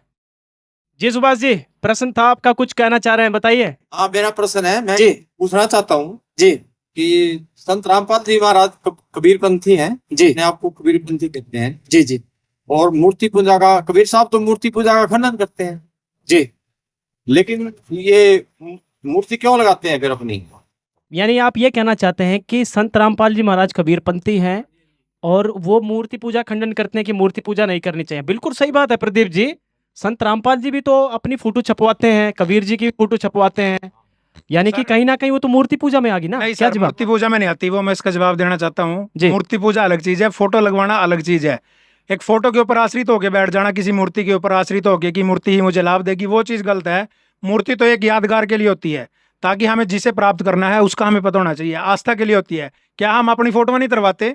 विवाह शादी में भी वैसे भी अपनी फोटो लगा लेते हैं यादगार के लिए। मूर्ति सिर्फ एक यादगार के लिए होती है, ना कि पूजा के लिए। और संत रामपाल जी कभी नहीं कहते कि मूर्ति के ऊपर आश्रित होकर बैठ जाओ, कभी नहीं कहते कि मूर्ति आके रखी और करे जाओ कबीर साहब की जय, कबीर साहब की जय से कोई मोक्ष नहीं होगा। जैसे ये करते हैं ना हिंदू धर्म के, या पंडित जी बका के रखते हैं जिनको, जय गणेश जय गणेश, जय श्री राम, जय माता जी जय माता जी, इनसे कोई लाभ नहीं होगा। ये मूर्ति पूजा में आता है कि मूर्ति के आगे बैठ गए जय गणेश जय माता। संत रामपाल जी तो मंत्र देते हैं, मूर्ति तो सिर्फ एहसास कराती है कि हमने किसको प्राप्त करना है। यानी मूर्ति का आदर करना सिखाते हैं संत रामपाल जी, चाहे किसी देवी देवता की भी हो उसका भी आदर करना सिखाते हैं।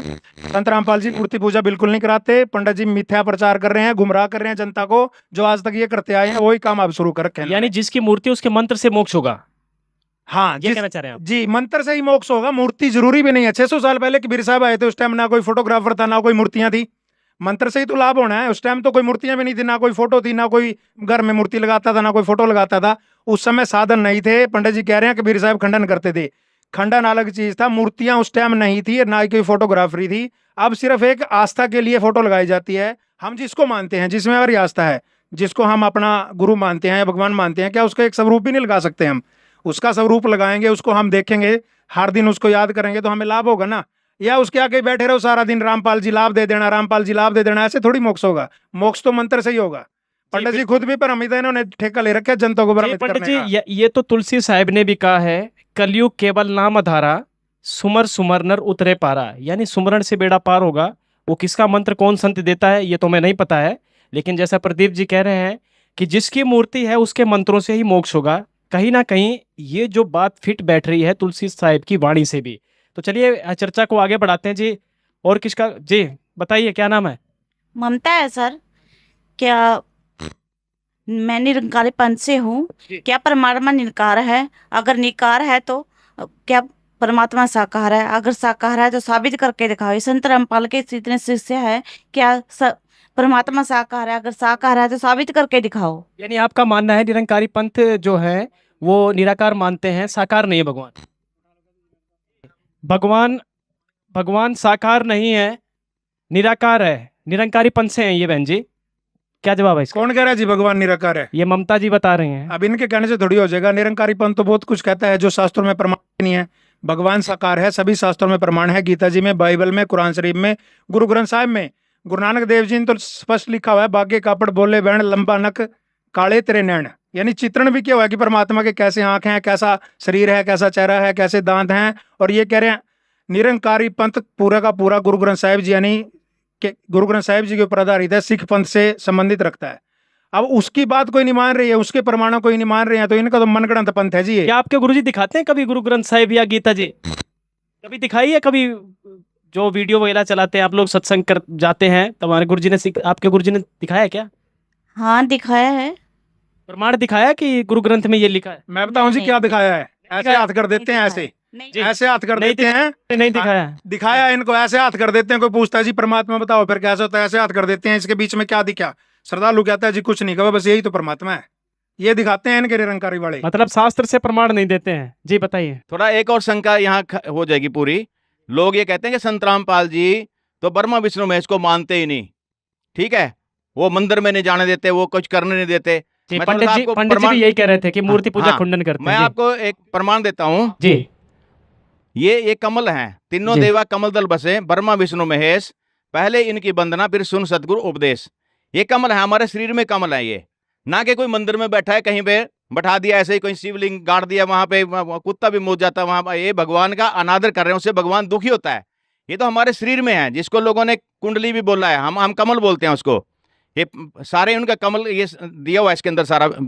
इसका परिचय कराएं सारी चीज से तो फिर बहुत लंबा समय लग जाएगा सत साहिब जी। ये बिल्कुल संत रामपाल जी महाराज यानी कि सभी देवी देवताओं जो आप दिखा रहे हैं फोटो, इनके मंत्र देते हैं बाकायदा। पहले मंत्र इन्हीं के मिलते हैं। कमल खोलेंगे फिर त्रिकुटी में जाएंगे हम। अच्छा। जैसे इंटरनेशनल एयरपोर्ट होता है त्रिकुटी, तभी हम जाएंगे, कमल खुलेंगे, इनका ऋण देना हमने सबका, तभी हमारे फिर वो आगे इंटरनेशनल एयरपोर्ट है, वहाँ 3 मार्ग हैं। फिर कोई कहाँ जाएगा, नरक में जाएगा, कोई काल के लोक में जाएगा, कोई सतलोक जाएगा। जो सतलोक की भक्ति करेगा कबीर साहब की, वो सतलोक चला जाएगा, मुक्ति हो जाएगी। प्रॉपर वे ऑफ वर्शिप है ये।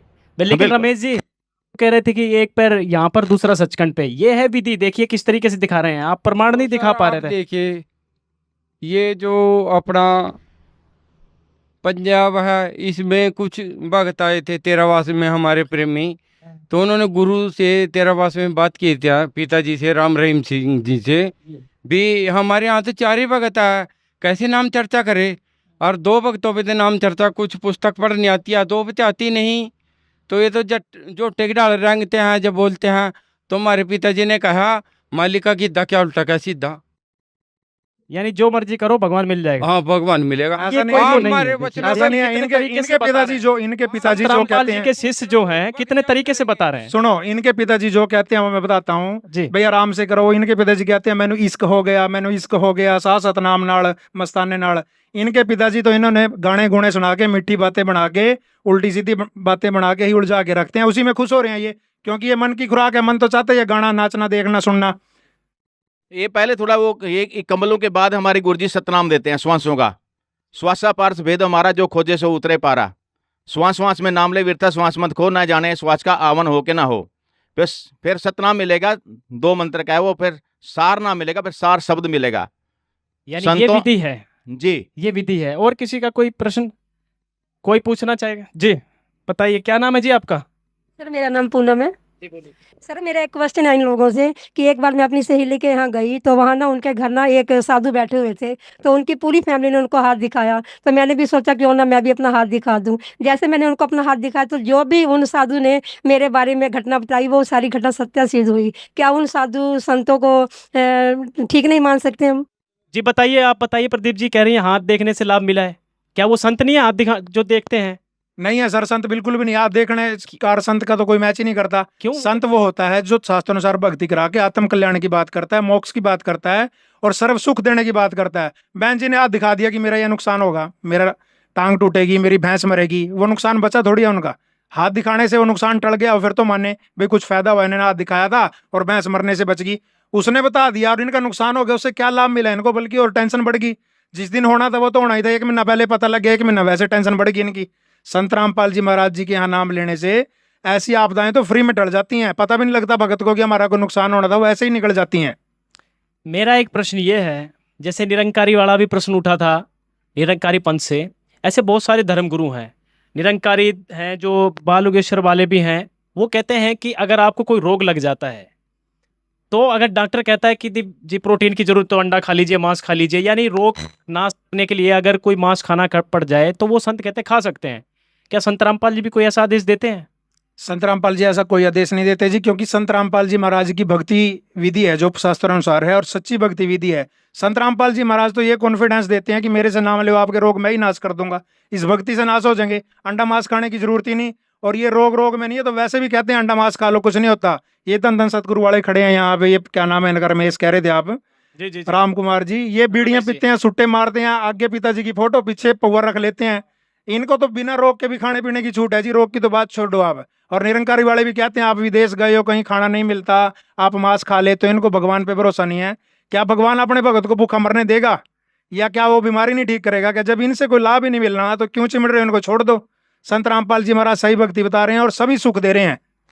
जी जी बोलिए सर। मेरा सवाल ये है कि जो ऐसे इलाके हैं जहाँ पे पेड़ पौधे वनस्पति है नहीं, जैसे मतलब कि समुद्र के पास लोग मच्छी खाते हैं वहाँ और उसके अलावा कुछ है नहीं, तो वहाँ क्या करेंगे संत रामपाल जी महाराज? करेंगे वहाँ क्यों क्या नहीं, करेंगे? इसका जवाब देता हूँ। बिल्कुल सही बात है। संत रामपाल जी महाराज ही सब कुछ करेंगे। बाइबल में प्रमाण है, परमात्मा ने 6 दिन में सृष्टि रची और 7वें दिन विश्राम किया और सिर्फ खाने के लिए बीज वाले फल पेड़ पौधे ही खाने के लिए दिए। उस समय कोई मांस, शेर को भी मांस खाने का प्रावधान नहीं था उस समय में। राजा अम्बरीश के समय देख लो आप, बकरी और शेर एक जगह पे पानी पीते थे, शेर भी मांस नहीं खाते थे। वो तो सतयुग का माहौल था। संत रामपाल जी महाराज तो पूर्ण परमात्मा की भक्ति बताते हैं। चाहे आप जंगल में बैठ जाओ, मलूकदास जी की कथा सुनी होगी आपने, संत रामपाल जी का सत्संग सुन लेना।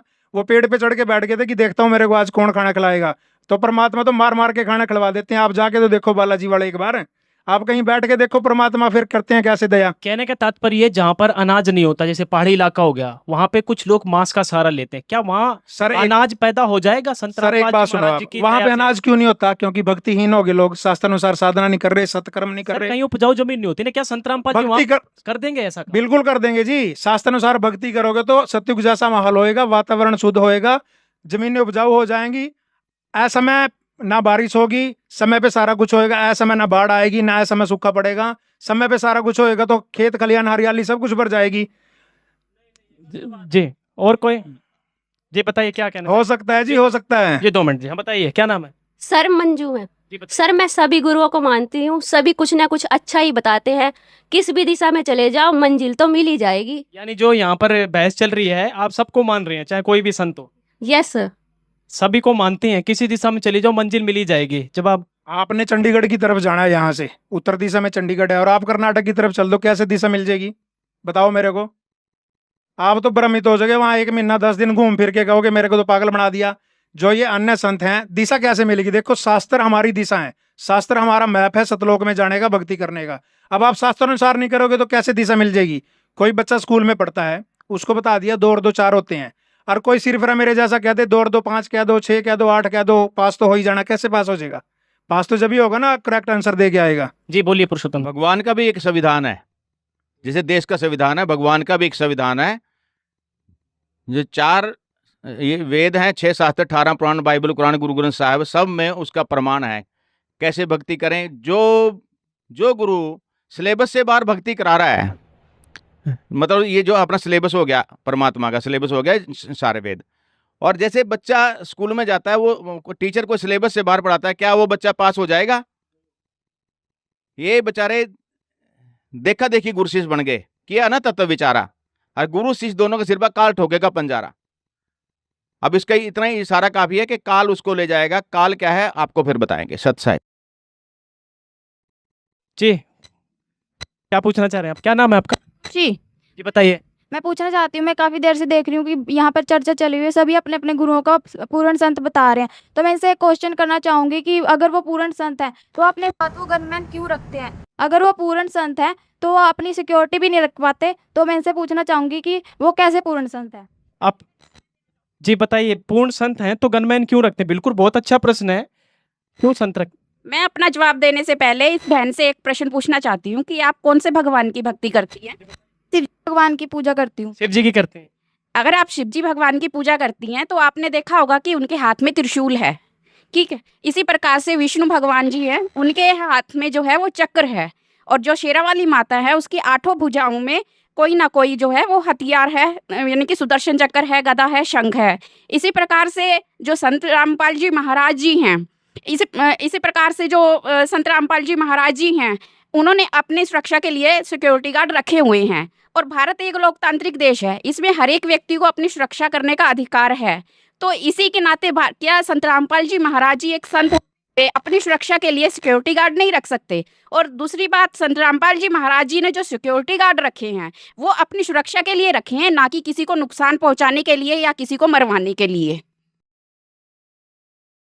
जी, सुरक्षा के लिए रखे हुए हैं। पुरुषोत्तम दास जी कुछ कहना चाह रहे हैं, इसका और कोई विस्तार से बताइए, क्या जवाब है? साहब जी, हमारे गुरुदेव जी सभी पंथों के बारे बोलते हैं। आप सभी को पता है कि सबकी दो तिही दो कदर की गुरुजियों ने। तो वहाँ पर कोई आदमी गलत ना बोल जाए, गलत कोई ऐसा हरकत ना करे, गुरु जी का तो कुछ नहीं होगा, वो तो परमात्मा है हमारे गुरुदेव जी, तो उसको पाप जरूर लग जाएंगे। तो जहाँ माल खजाना होता है तो वहाँ फिर सुरक्षा भी होती है। सत साहिब। ठीक है, और कोई प्रश्न? जी बोलिए, आपका क्या है? मेरा नाम सुनीता भाई। मैं कदी की सुनने लग रही हूँ कि सारे आप अपना बता रहे हैं, तो मैंने भी 4-5 गुरु बना रखे हैं और कड़ी कुछ लाभ नहीं मिल रहा। तो मैं भी संत रामपाल जी महाराज का नाम सुन रही हूँ, तो मैं भी नाम लेकर देख लूँ कि ना कुछ न कुछ तो मिल ही जाएगा। 4-5 बना रखे हैं लेकिन लाभ नहीं मिल रहा है, बना भी रखे हैं, लाभ भी नहीं मिल रहा है। सोच रहे हैं संत रामपाल जी को भी गुरु बना लूं, एक और बना लूं, शायद लाभ मिल जाएगा। सत साहिब, झूठे गुरुआ मर गए, हो गए बूत मसान, सतगुरु पुरुष कबीरा, चारों युग परवान। जब तक गुरु बदलो 10 पाचा, तब तक गुरु मिले ना साचा। मैंने भी 4 गुरु बदले हुए हैं।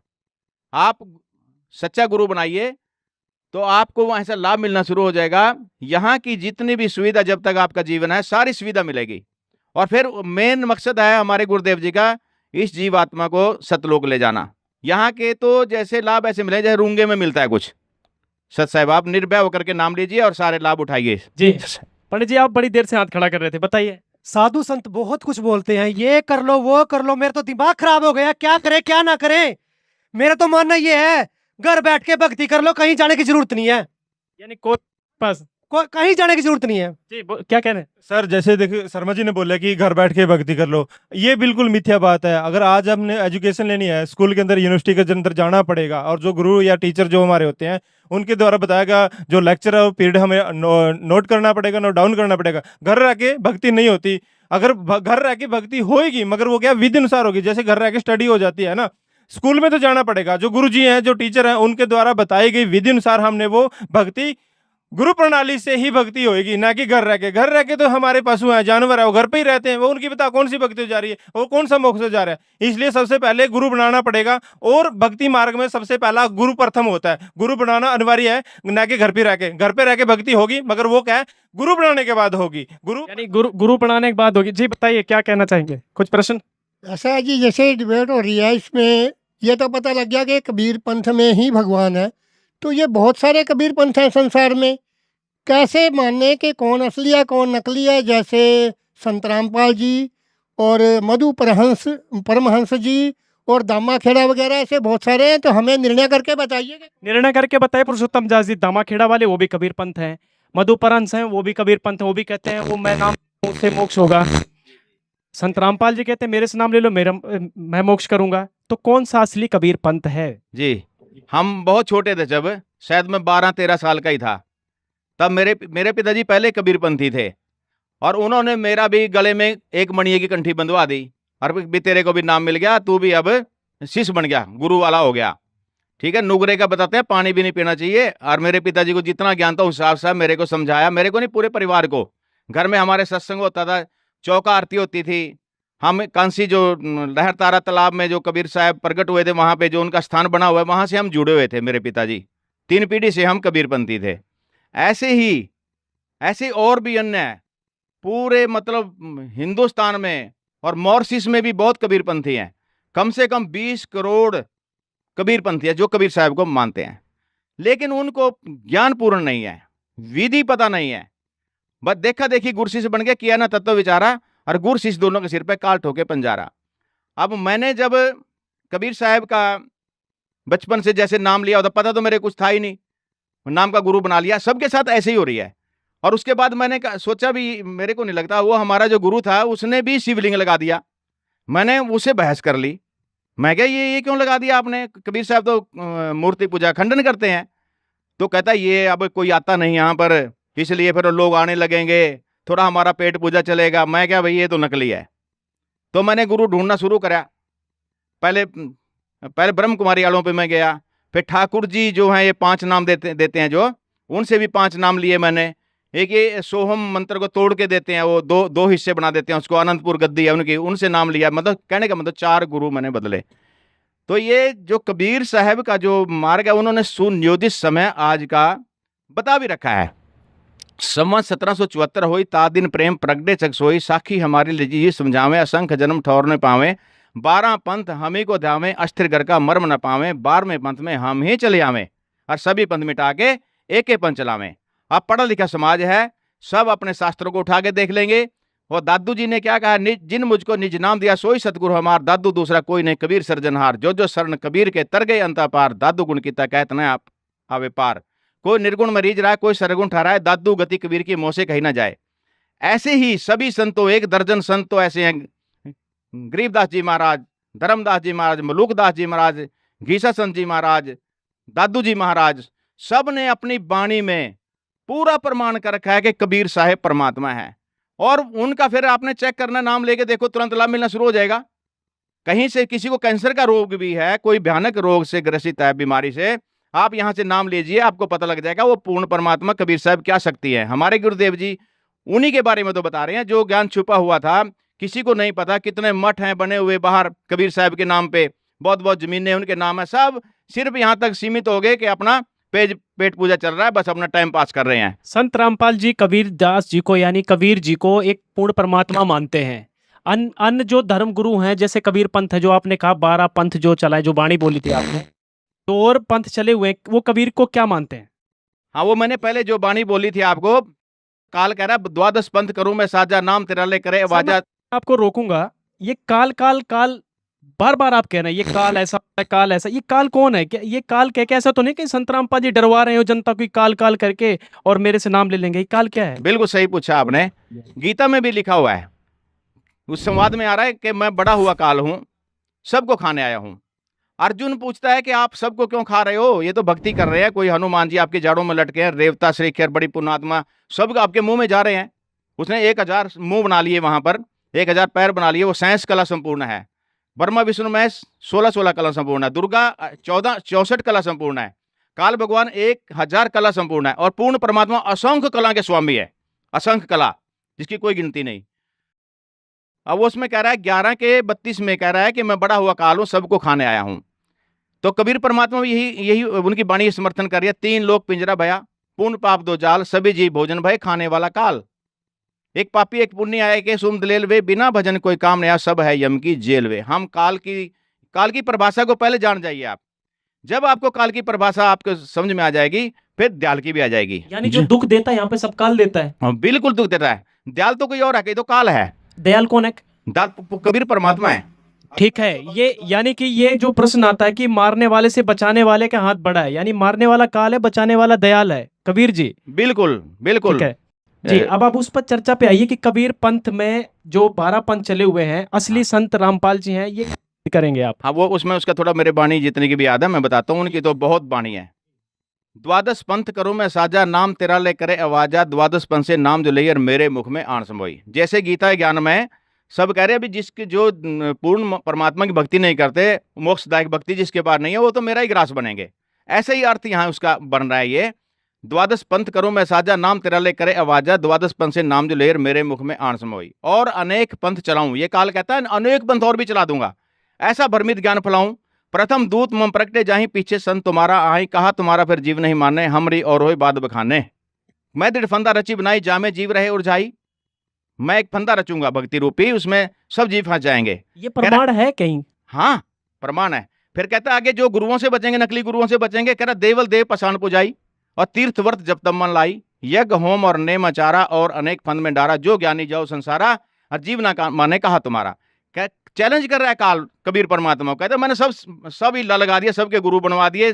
अब उसमें ये कह रहा देवल देव पसान पुजाई, जो बचेंगे देवल देव पसान पत्थर पुजवाऊंगा उनसे, सब ही लगा दिया मैंने।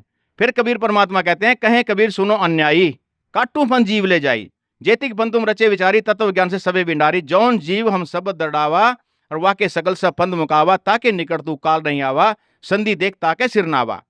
और काल क्या चीज है? काल क्या करता है? माया आदि निरंजन भाई, अपने जामे आपे खाई, शिखर सुन में धर्म अन्यायी, जिन शक्ति डायन मैल पठाई, लाख ग्रास है नित उड़दूती और माया आदि तख्त की कुत्ती, 1.25 लाख घड़ी नित भांडे, हंसा उत्परि परले डांडे, ये हरट का कुआ लोई, या गलबंदा है सब कोई, कीड़ी कुंजर और अवतारा, अरे डोर बंदे कई बारा, अरब अलील इंद्र होए भाई, अरे डोर बंदे सब आई, बर्मादिक सुखदादिक देवा, अरे डोर बंदे सब खेवा। यानी काल की डोर में सब बंदे हैं, सब बंदे हैं। कहता है उसमें अरब अलील इंद्र हो भाई, अरबों इंद्र हो गए जालिए यहाँ, अरब अलील इंद्र हो भाई, अरे डोर बंदे सब आई।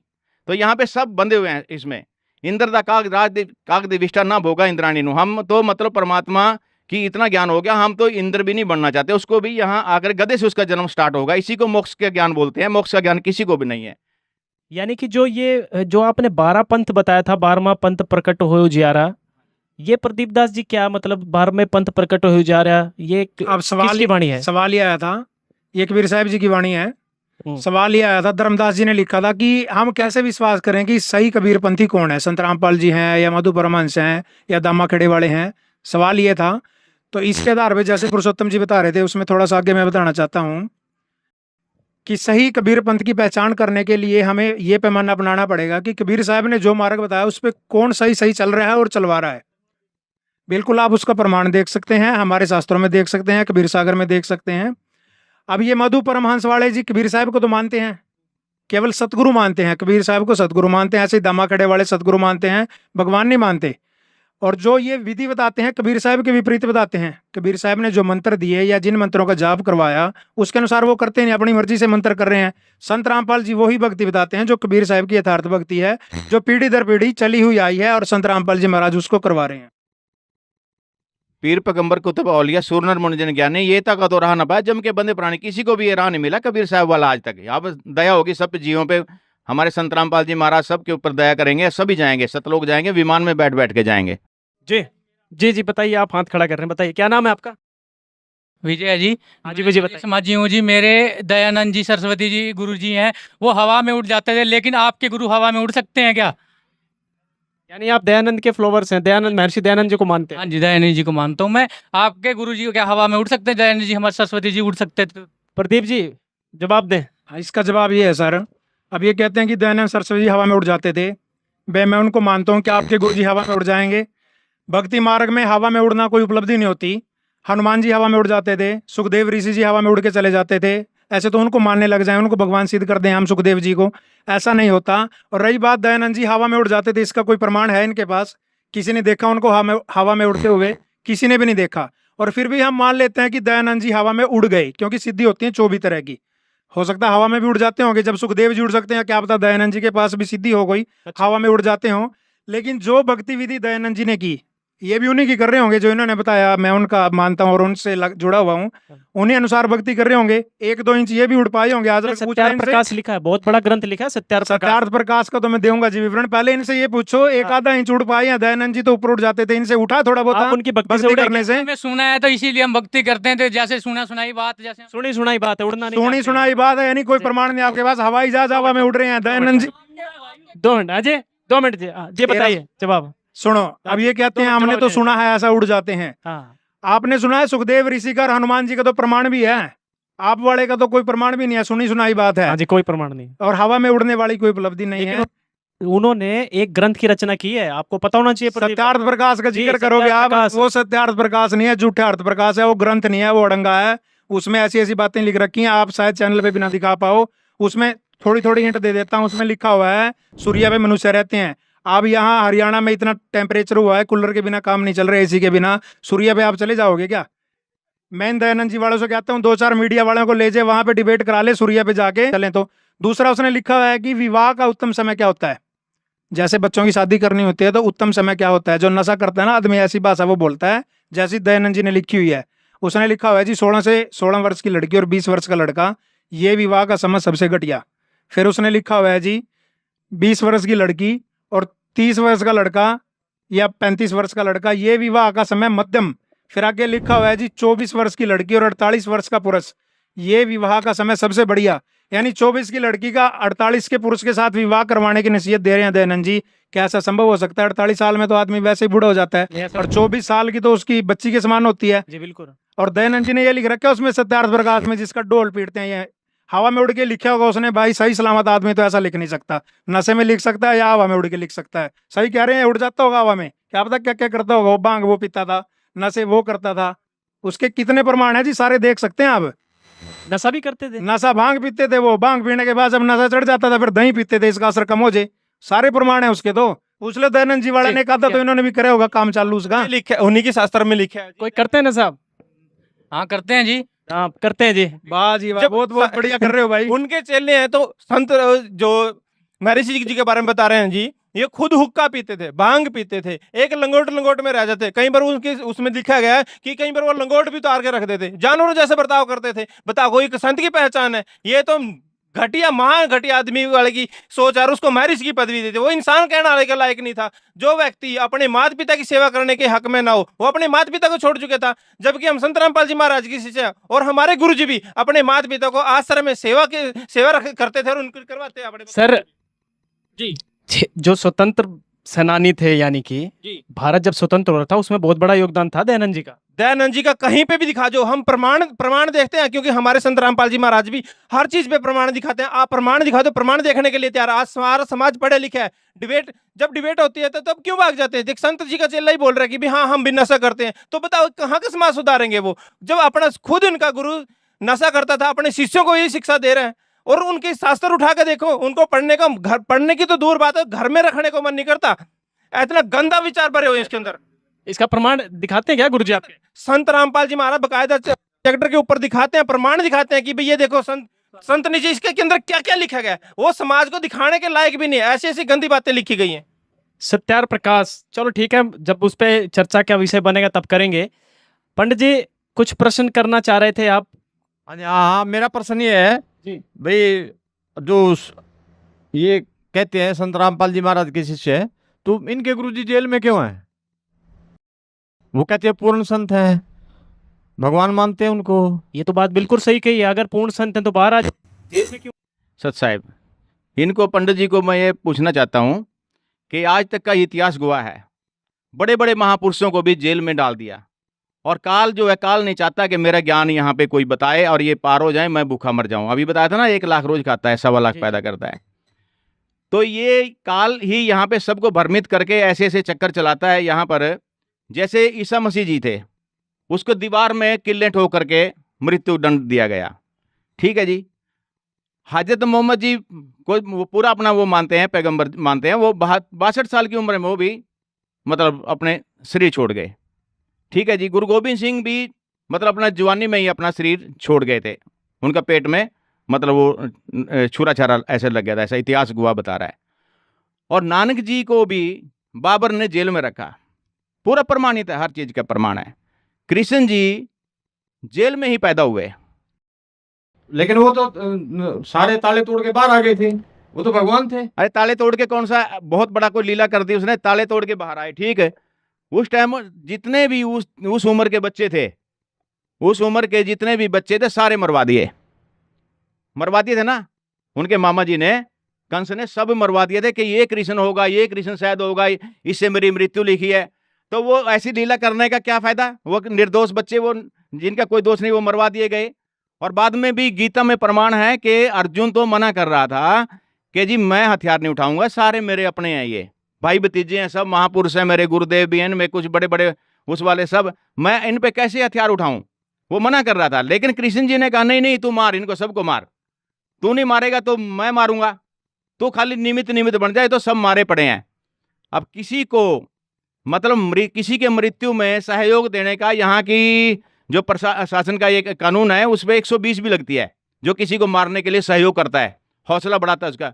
तो वहां पर आप इस चीज को, हमारे को जिन्हें कोई मरवाया, कोई नहीं मरवाया, वो तो अंदर बैठे हैं, जैसे जेल आज तक छुट्टी भी नहीं ली और आराम से वहां भक्ति अंदर ही कर रहे हैं, और अंदर से ही बैठे बैठे पुस्तकें लिख रहे हैं, ज्ञान लिख रहे हैं। मुसलमानों को नहीं ज्ञान कुरान, ये पुस्तक लिखी, हिंदू साहिबान को नहीं गीता वेद पुराण का ज्ञान, ये पुस्तक लिखी। तो वो बाहर क्यों नहीं आ जाते, वो भी बाहर आके दिखाएं। ये भी एक लीला है, ये भी एक लीला है। रामचंद्र जी अगर वनवास में नहीं जाते तो इतिहास नहीं बनता, इतिहास नहीं बनता।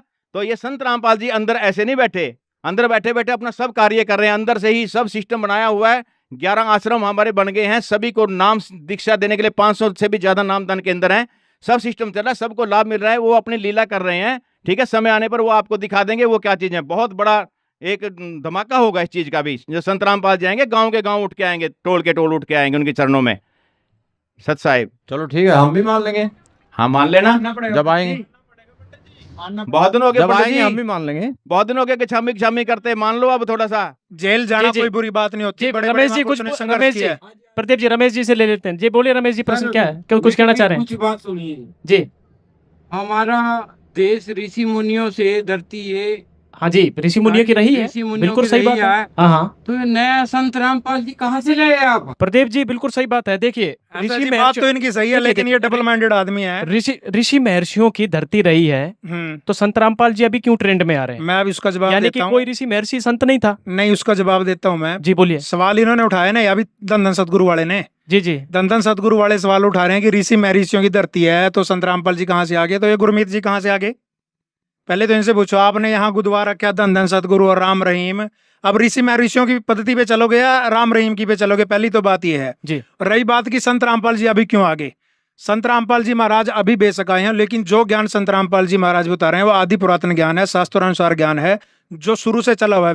वेद तो आज के नहीं है ना, वेद तो हमारे शुरू से लिखे हुए। गीता जी 55 वर्ष पहले की लिखी हुई है, और वेद शुरू से हैं। जब यहाँ पे सागर मंथन किया गया था उसमें से 4 वेद निकले थे, और 5वां वेद कबीर साहब जी ने कबीर सागर के रूप में जब वो दिया था, तो उस अनुसार संत रामपाल जी भक्ति बता रहे हैं।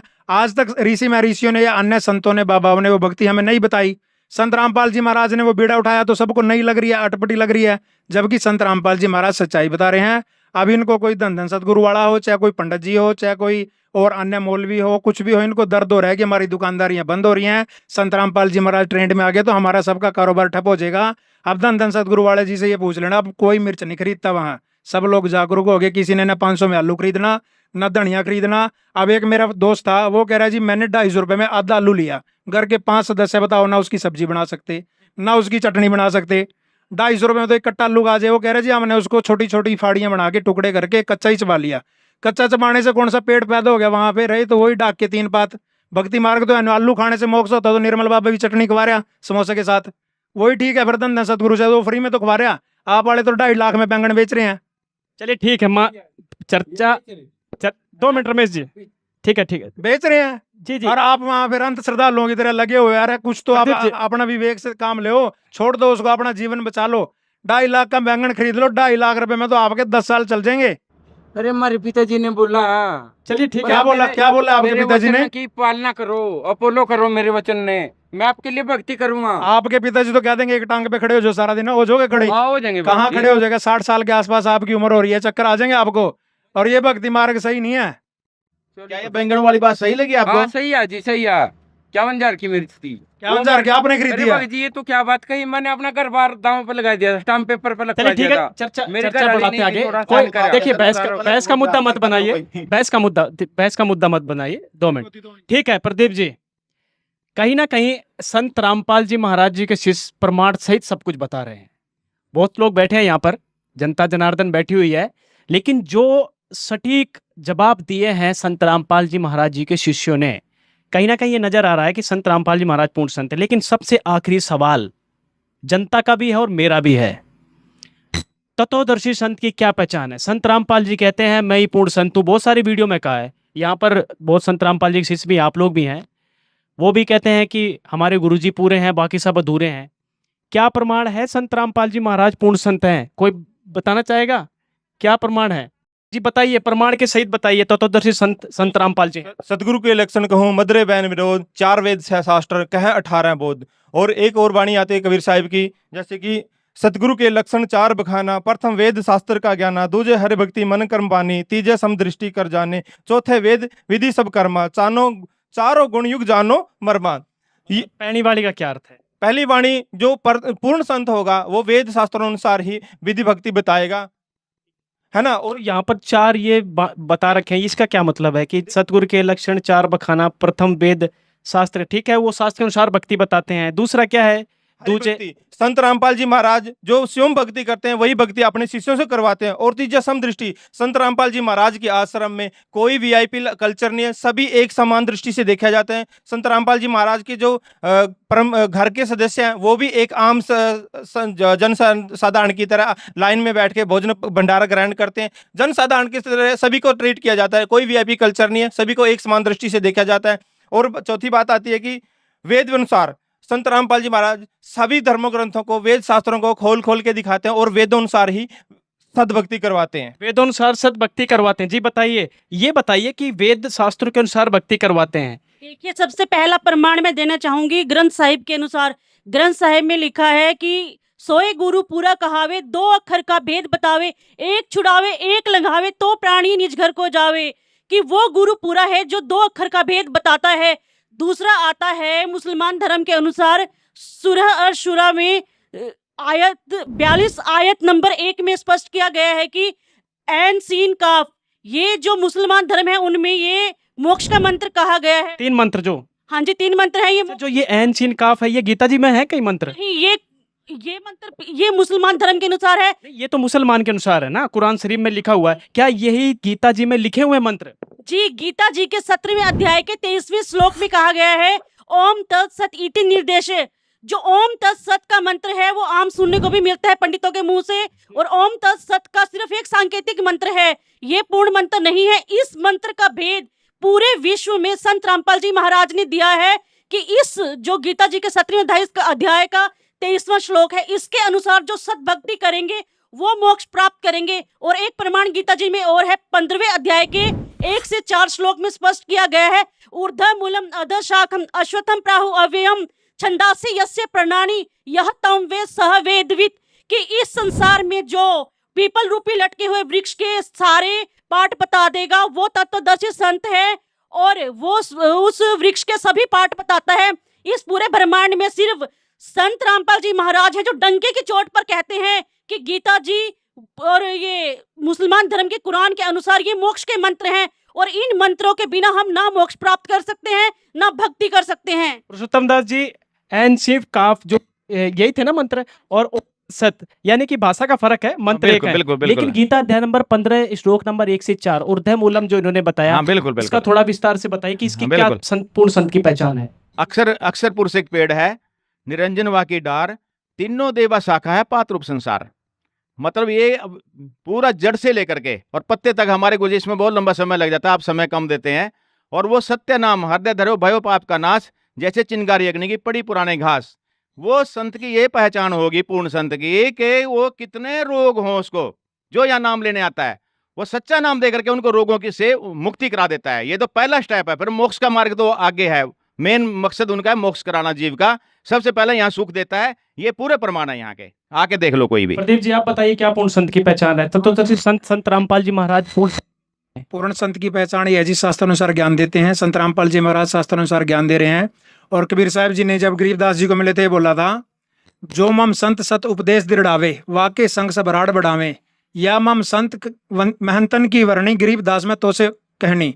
यानी जो भी पूर्ण संत होगा उसके साथ सभी संत महंत राड़ बढ़ाएंगे, विरोध करेंगे। आज देख लो किसी और संत का, नकली संत का कोई विरोध करता है? संत रामपाल जी के ज्ञान का सभी विरोध करते हैं। क्यों? क्योंकि वो सच्चाई बता रहे हैं, शास्त्र अनुसार मार्ग बता रहे हैं। और जैसे आज तक अब ये पंडित जी खड़े हैं, हमने गीता पढ़ी, संस्कृत पढ़ी, इनसे पूछना वेदों में इतने प्रमाण संत रामपाल जी महाराज ने दिए हैं कि परमात्मा कौन है, कैसा है, कैसे वो यहाँ पे अवतार लेके आते हैं और कैसे चले जाते हैं। पंडित जी को तो यही नहीं पता होगा कि यजुर्वेद अध्याय नंबर 36 मंत्र नंबर 3 एक श्लोक है, उसमें भूर्भुवः स्वः तत्सवितुर्वरेण्यं भर्गो भवस्य देवही धियो यो न प्रचोदयात्। ये स्कूल में भी पढ़ते होंगे सभी। अब उसके आगे ओम मंत्र लगा रखे हैं इन सभी ने पंडितों ने या और मंडलेश्वरों ने ओम लगा रखे, जबकि उसके अंदर आप पढ़ के देखना उसके अंदर ओम नहीं है, वो भूर्भुवः से शुरू है। संत रामपाल जी महाराज ने सभी ग्रंथों का, सभी वेदों का, शास्त्रों का अनुवाद जो था जैसा था वैसा ही करके दिखा दिया। और ये फिर भी कहते हैं संस्कृत नहीं पढ़नी आती। उन्होंने तो संस्कृत छोड़ो, बाइबल, कुरान, गुरु ग्रंथ साहिब, पंजाबी, तेलुगु, तमिल सब पढ़नी आती है पंडित जी। आपको तो संस्कृत छोड़ो, हिंदी भी नहीं पढ़नी आती, उसमें ओम नहीं लिखा हुआ, फिर भी धक्के से ओम चिपका दिया। संत रामपाल जी महाराज ने सभी शास्त्रों का अनुवाद सही किया है, वो तत्वदर्शी संत हैं जी। और कोई बताना चाहेगा? तत्वदर्शी संत रामपाल जी महाराज ही हैं, क्या प्रमाण है? तत्वदर्शी संत रामपाल जी महाराज है, इसमें कोई दो राय नहीं है। क्योंकि पूर्ण संत की पहचान प्रथम तो ये होती है कि जिसको पूर्ण ज्ञान है सभी वेदों का, सभी शास्त्रों का, सभी पुराणों का। और संत रामपाल जी महाराज जी पूरे वर्ल्ड में एक ऐसे संत हैं जिनको वेदों, पुराणों और शास्त्रों का ज्ञान है। और दूसरे तत्वदर्शी संत की पहचान ये है जो संसार रूपी उल्टे लटके हुए वट रूपी वृक्ष को जड़ से लेकर पत्ते, टहनियाँ सब कुछ बता देता है, तो वो तत्वदर्शी संत है। और संत रामपाल जी महाराज जी की वाणी है, अक्षर पुरुष एक पेड़ है, निरंजन वाकी डार, तीनों देवा शाखा भाई, ये पात रूप संसार। तो संत रामपाल जी महाराज जी अपने सत्संगों में ये चित्र संसार रूपी उल्टा लटके हुए पीपल के वृक्ष को दिखाते हैं और तना, जड़, पत्ते, डार सब कुछ अलग अलग बताते हैं। और संत रामपाल जी महाराज जी जो है वेदों अनुसार शास्त्र भक्ति बताते हैं, वेदों अनुसार, शास्त्र अनुसार भक्ति बताते हैं। और जी बोलिए। जैसे अभी मुसलमान धर्म और हिंदू धर्म के अनुसार विस्तार में कहा गया है, एक क्रिश्चियन में जो बुक आती है वहां पर लिखा गया है, जीसस जी कहते हैं कि I am not God, I am son of God, कि मैं भगवान नहीं हूं, मैं भगवान का भेजा गया पुत्र हूं। और इन सब के आपको प्रमाणित करके बता दिया जाएगा कि आखिर में पूर्ण संत कौन है। दर्शकों, कुल मिलाकर जो चर्चा थी, लास्ट में यही निष्कर्ष निकला कि संत रामपाल जी महाराज जी के शिष्यों ने प्रमाण सहित, प्रमाण का मतलब कबीर जी की वाणी से, नानक जी की वाणी से, गुरु ग्रंथ साहिब के अंदर से, अपने पवित्र धर्म शास्त्रों के अंदर से, मुसलमान धर्म पवित्र शास्त्रों के अंदर, सभी धर्मों के शास्त्रों के अंदर से ये प्रमाणित कर दिया है कि संत रामपाल जी महाराज ही आज पूरी पृथ्वी में पूर्ण संत हैं। तो कुल मिलाकर चर्चा अब समापन की तरफ है और मैं जनता से यही अनुरोध करना चाहूँगा कि आंख बंद करके किसी भी धर्म गुरु के पास मत जाइए। आपके हाथ में फैसला है, अब आपने निर्णय लेना है पूर्ण संत कौन है, असली कौन है, नकली कौन। क्योंकि जैसा कि पुरुषोत्तम दास जी ने भी कहा था कि जब तक गुरु मिले ना साचा तब तक गुरु करो 10 पाँचा। यानी कि गुरु कहीं कर लिए हैं तो एक गुरु और बना के देख लीजिए, लेकिन अच्छी तरह पानी पियो छान के, गुरु करो जान के। अब आपके हाथ में फैसला है किसको गुरु बनाना है। तो दीजिए इजाजत, फिर मिलेंगे किसी नए मुद्दे के साथ। धन्यवाद, नमस्कार। बंदी छोड़ सतगुरु रामपाल जी भगवान जी की जय हो। यहाँ पर नारे लगा रहे हैं, छोड़ सतगुरु रामपाल जी भगवान जी की जय हो। सत साहेब।